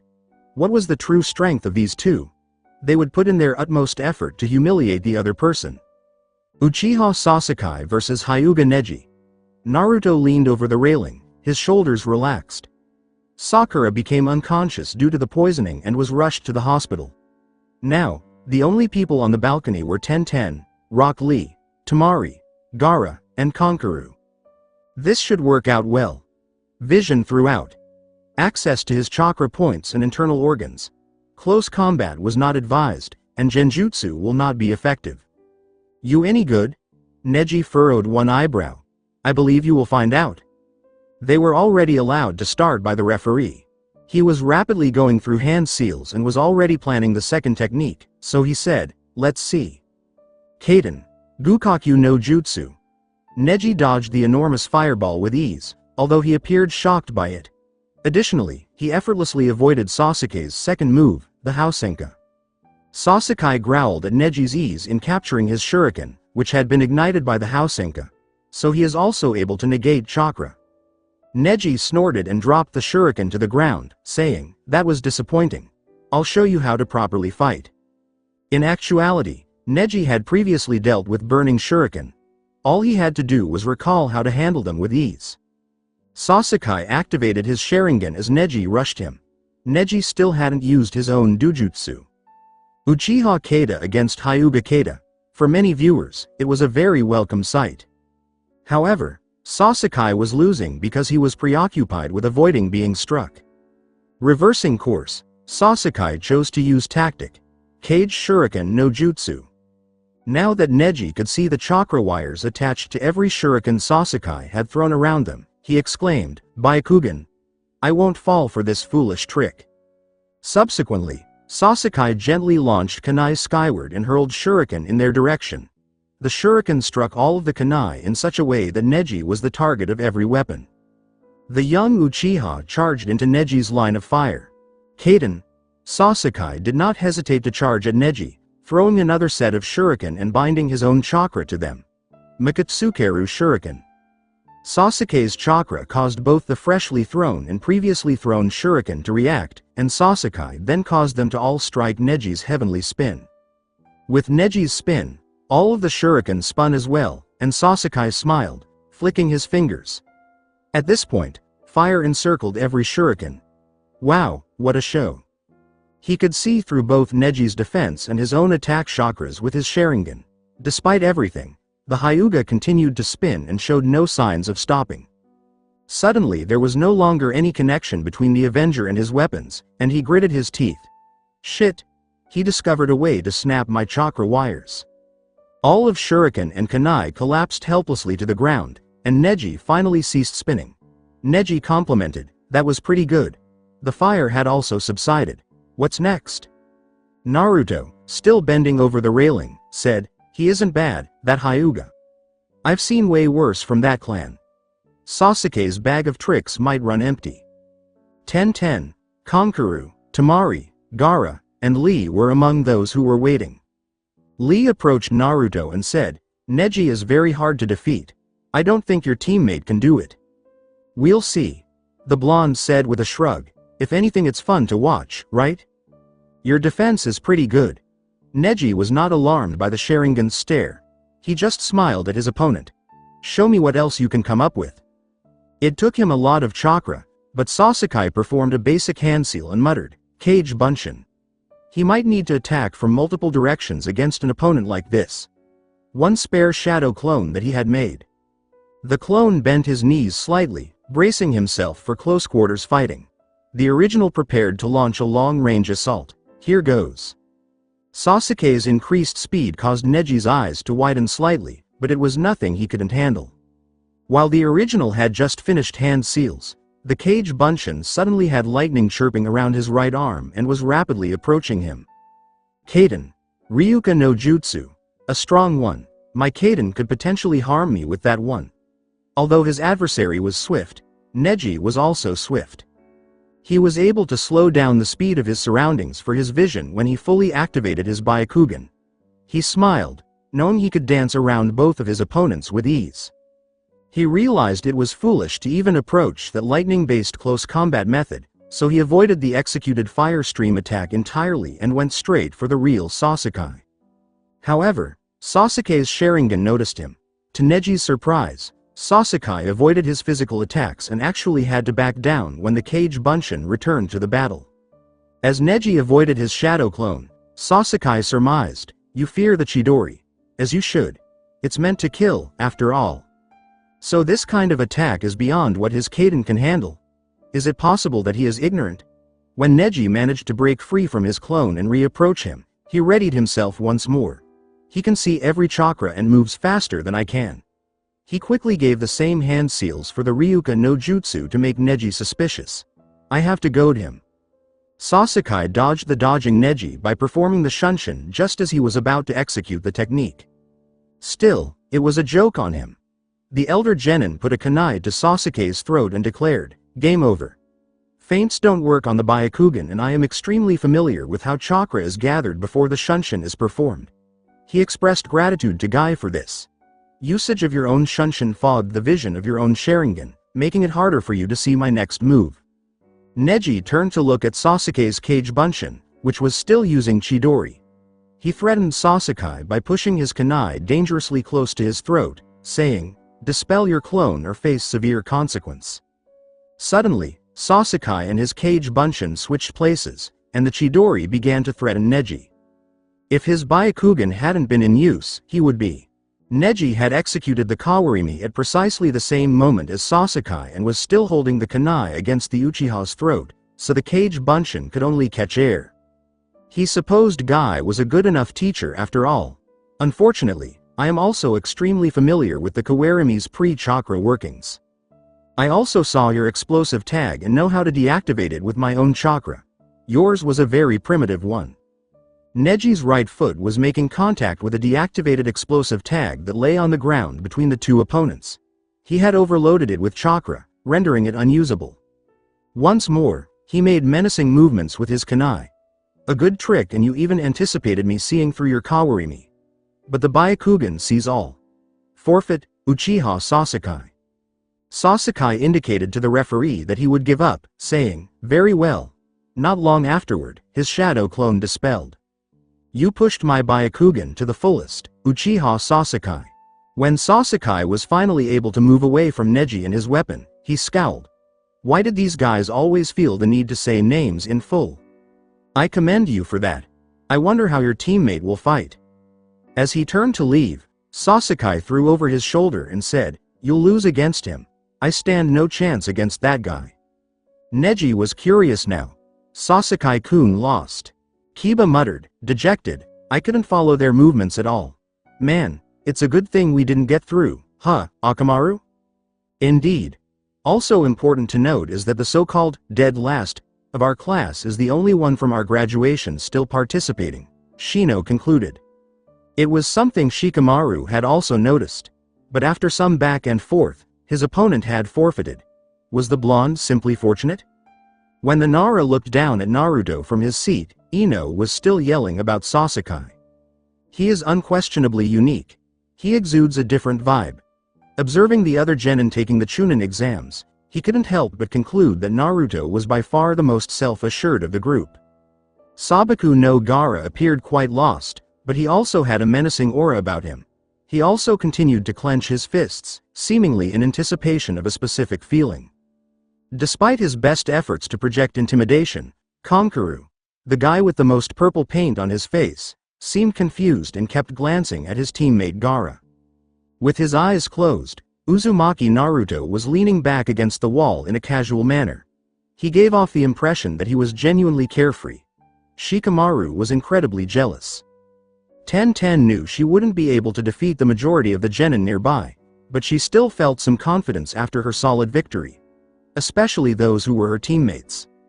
Rock Lee could not contain his excitement as he jumped around. The Nara had no doubt that he still had tricks up his sleeve.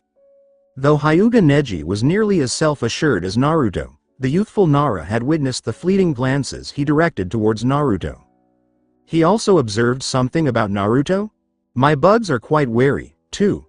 Shikamaru appeared perplexed as Shino conversed with him. Kiba and Ino appeared to be screaming at one another as Hinata attempted, but completely failed, to soothe Kiba. What? Choji appeared to be looking a little too closely at the inside of his bag of chips. The Aburame went on, I had bugs stationed at the balcony out of curiosity. They're afraid of Naruto and Gaara, or more specifically, their chakra. They have given me no explanation. It is peculiar. My bugs have never feared chakra before this. So, Sabaku no Gaara had a significant role as well. I don't know what you're talking about, Shino. I'm just trying to stay awake here. I am sure. With a thunderous voice, the Hokage exclaimed, all right, the final players have thus been revealed. Throughout the arena. From now on, the remaining participants will be performing in a league of sorts. Each will fight each other. You have time to prepare. Starting next week, every day will have 2 matches. These matches are randomized, so you won't know who you will be facing on this day. Naruto nodded and spoke about the Hokage's farewell speech at the stadium. That is very interesting. He and Sasuke were strolling home from the event when he said, looks like I will be having some fun kicking everyone's face in the dirt. Sasuke was pouting. He was genuinely eager to go forward. What could I have done better against that Hyuga? Calm blue eyes looked at him. Nothing. He just carried more experience and he had dealt with most of the attacks you threw at him oftentimes before. But if I had been you, I would have gone for his eyes from the very start. Thrown caution to the wind and gouged at least one of them out. What? You heard me. Against a Dujutsu user, you'd better destroy the eyes. If you were my enemy during a mission, I would aim all explosives at your eyes. You're a very kind person, Naruto. Naruto gave a small snort. Sasuke, I think it's time to get your Sharingan evolved. Let's go train often, alright? You know about the stages. Yes. Stress and pain, inner turmoil and loss. Losing and suffering makes you Uchiha stronger. Apparently losing someone close to you speeds up the process. I can deliver you some pain, but suffering? I guess we'll just have to kill you brother for that. Though Sasuke stiffened at the mention, he remained unfazed. Yes. Let's kill my brother. I can't believe he lost. Sakura whispered to herself as she dug through her backpack for a water bottle. It was Hyuga Neji, after all. She made the decision to visit the training area where Sasuke and Naruto were preparing along with Ino. Besides being a prodigy, he has a year on us, too. Ino raised her arms in the air to seem to emphasize, it seems so unfair that a guy like that is in the Chunin exams we chose to take as well. Who can beat a guy like that? As Sakura took a sip of her water bottle, she casually shot back, well, Naruto will probably defeat him. Ino gave up moving. It's almost as if you sound serious. Sasuke-kun was defeated. Sakura. There's no way that loser will beat Hyuga Neji. As they got closer to the training grounds, Sakura narrowed her eyes and said, Naruto defeats Sasuke every time, Ino. Sometimes I think he can even beat Kakashi-sensei. The sounds of fighting reached Ino's ears, and she rolled her eyes. You're delusional, Sakura, but I think I've mentioned this many times before. She saw Sasuke and Naruto spar, though, and she ate her own words. Alternatively, she witnessed Sasuke scrambling and jumping to save himself as Naruto tore the ground apart to devour and torment Sasuke. What?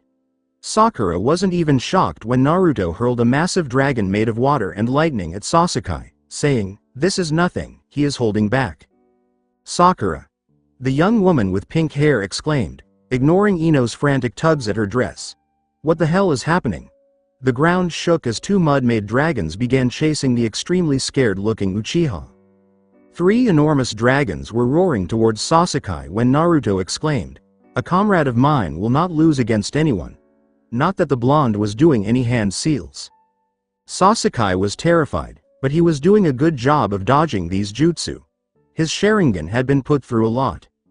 As Naruto caused his dragons to fade away, she felt relief. However, Sakura could see that the Uchiha was tired. She could see that Sasuke had been severely beaten by Naruto because he was gushing blood. Subsequently, the fog moved in. They avoided the battlefield as much as possible, so even in the mist they could still make out their silhouettes. Sakura recognized, Kirigakure no Jutsu. Naruto is getting crazy strong, it's almost as if he has a Sharingan of his own. Sakura was still as composed as a stone, leaving Ino completely bewildered.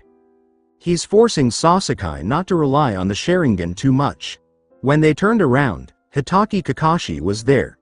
His one eye then moved to the battleground, saying, you did well in the Chunin exams, Sakura. Your opponent just had a bit more experience fighting serious battles. I'm sure you'll do much better next time. Pink-haired Genin said, they've been at it for quite some time now. Yes, I trust they have. I hope Naruto has gone easy on him though. What the hell are you guys talking about?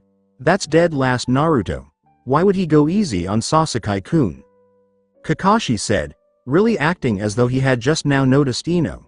Oh, who's your friend? Yamanaka Ino. Shinobi of the Loud. Kakashi gave a nod. We came here to watch them train, but it seems a bit dangerous. Sakura and Kakashi could hear the Chidori through the mist. The copycat said, yeah, maybe a little. He's using that jutsu a bit too casually. Although it won't do him any good against Naruto here. He's a bit hard-headed, Both of them are. As they approached them, the mist cleared and they saw Naruto standing by Sasuke. He's doing pretty good, Kakashi. I think it's time we introduce them. Kakashi gave a headshake. Not without Hokage-sama's permission. Perhaps Danzo shouldn't be forced to train Sasuke just yet.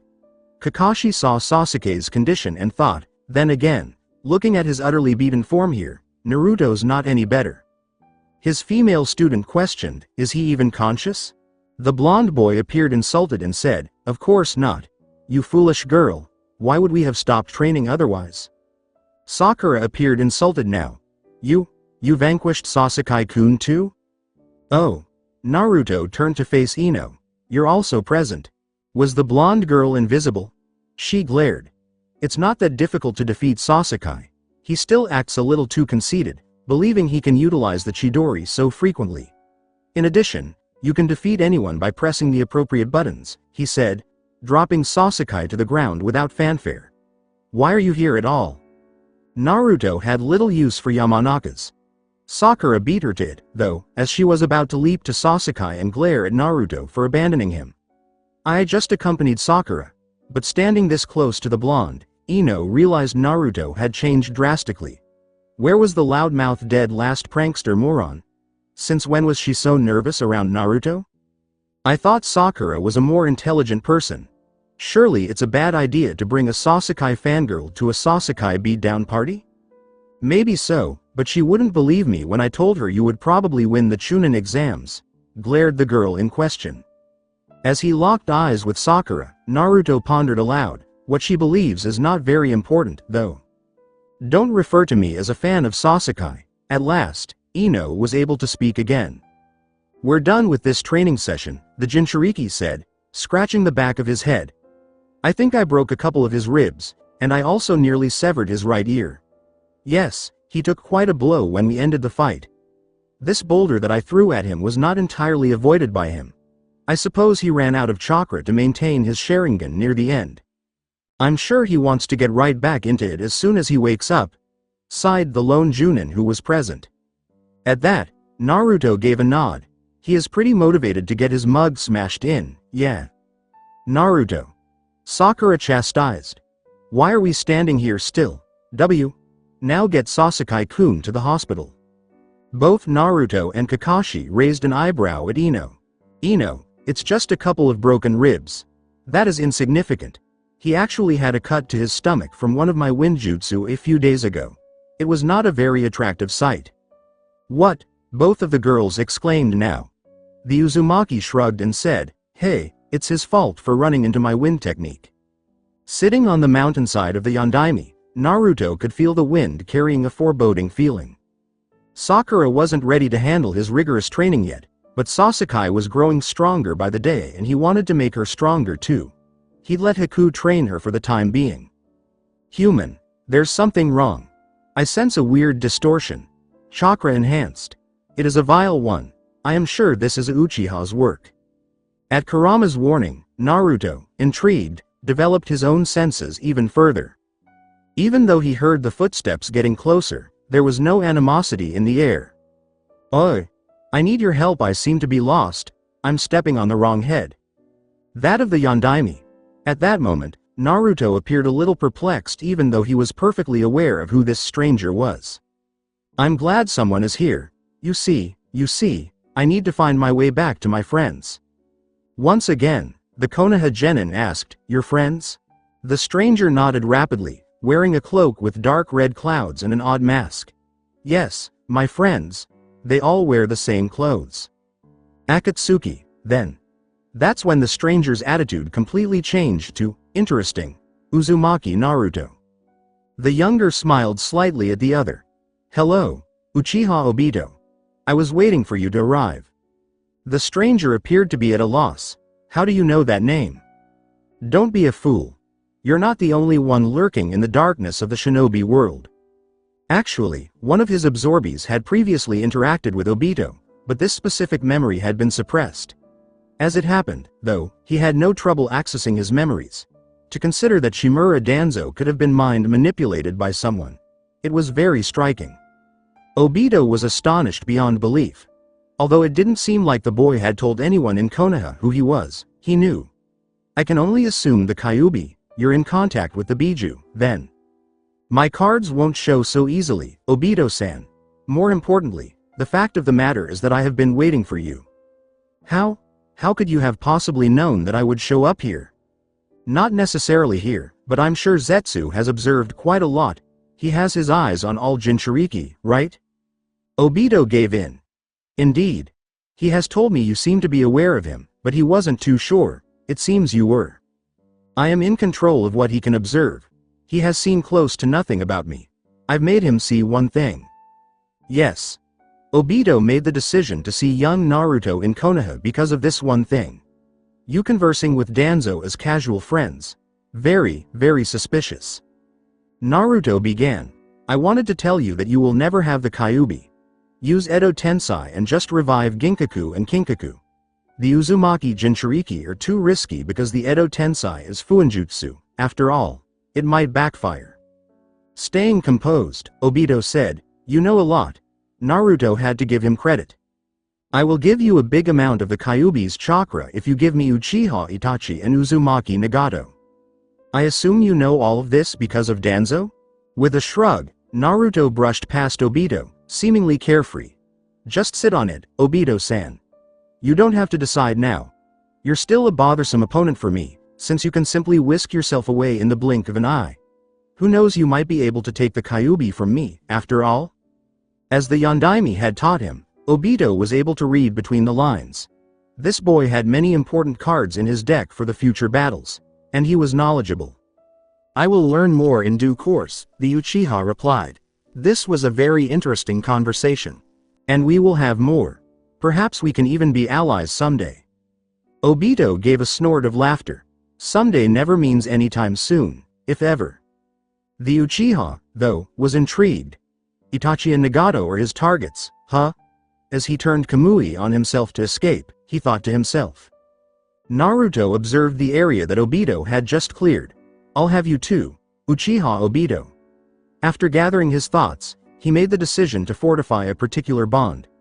By giving the third Hokage information, he would fortify Konoha. Kumogakure and Iwagakure had become too haughty and they needed to be put in their proper place. It was time for them to form a covert alliance with the Akatsuki, and then seize control of the entire company. I will continue this story in next part. Till then, we weeb offline.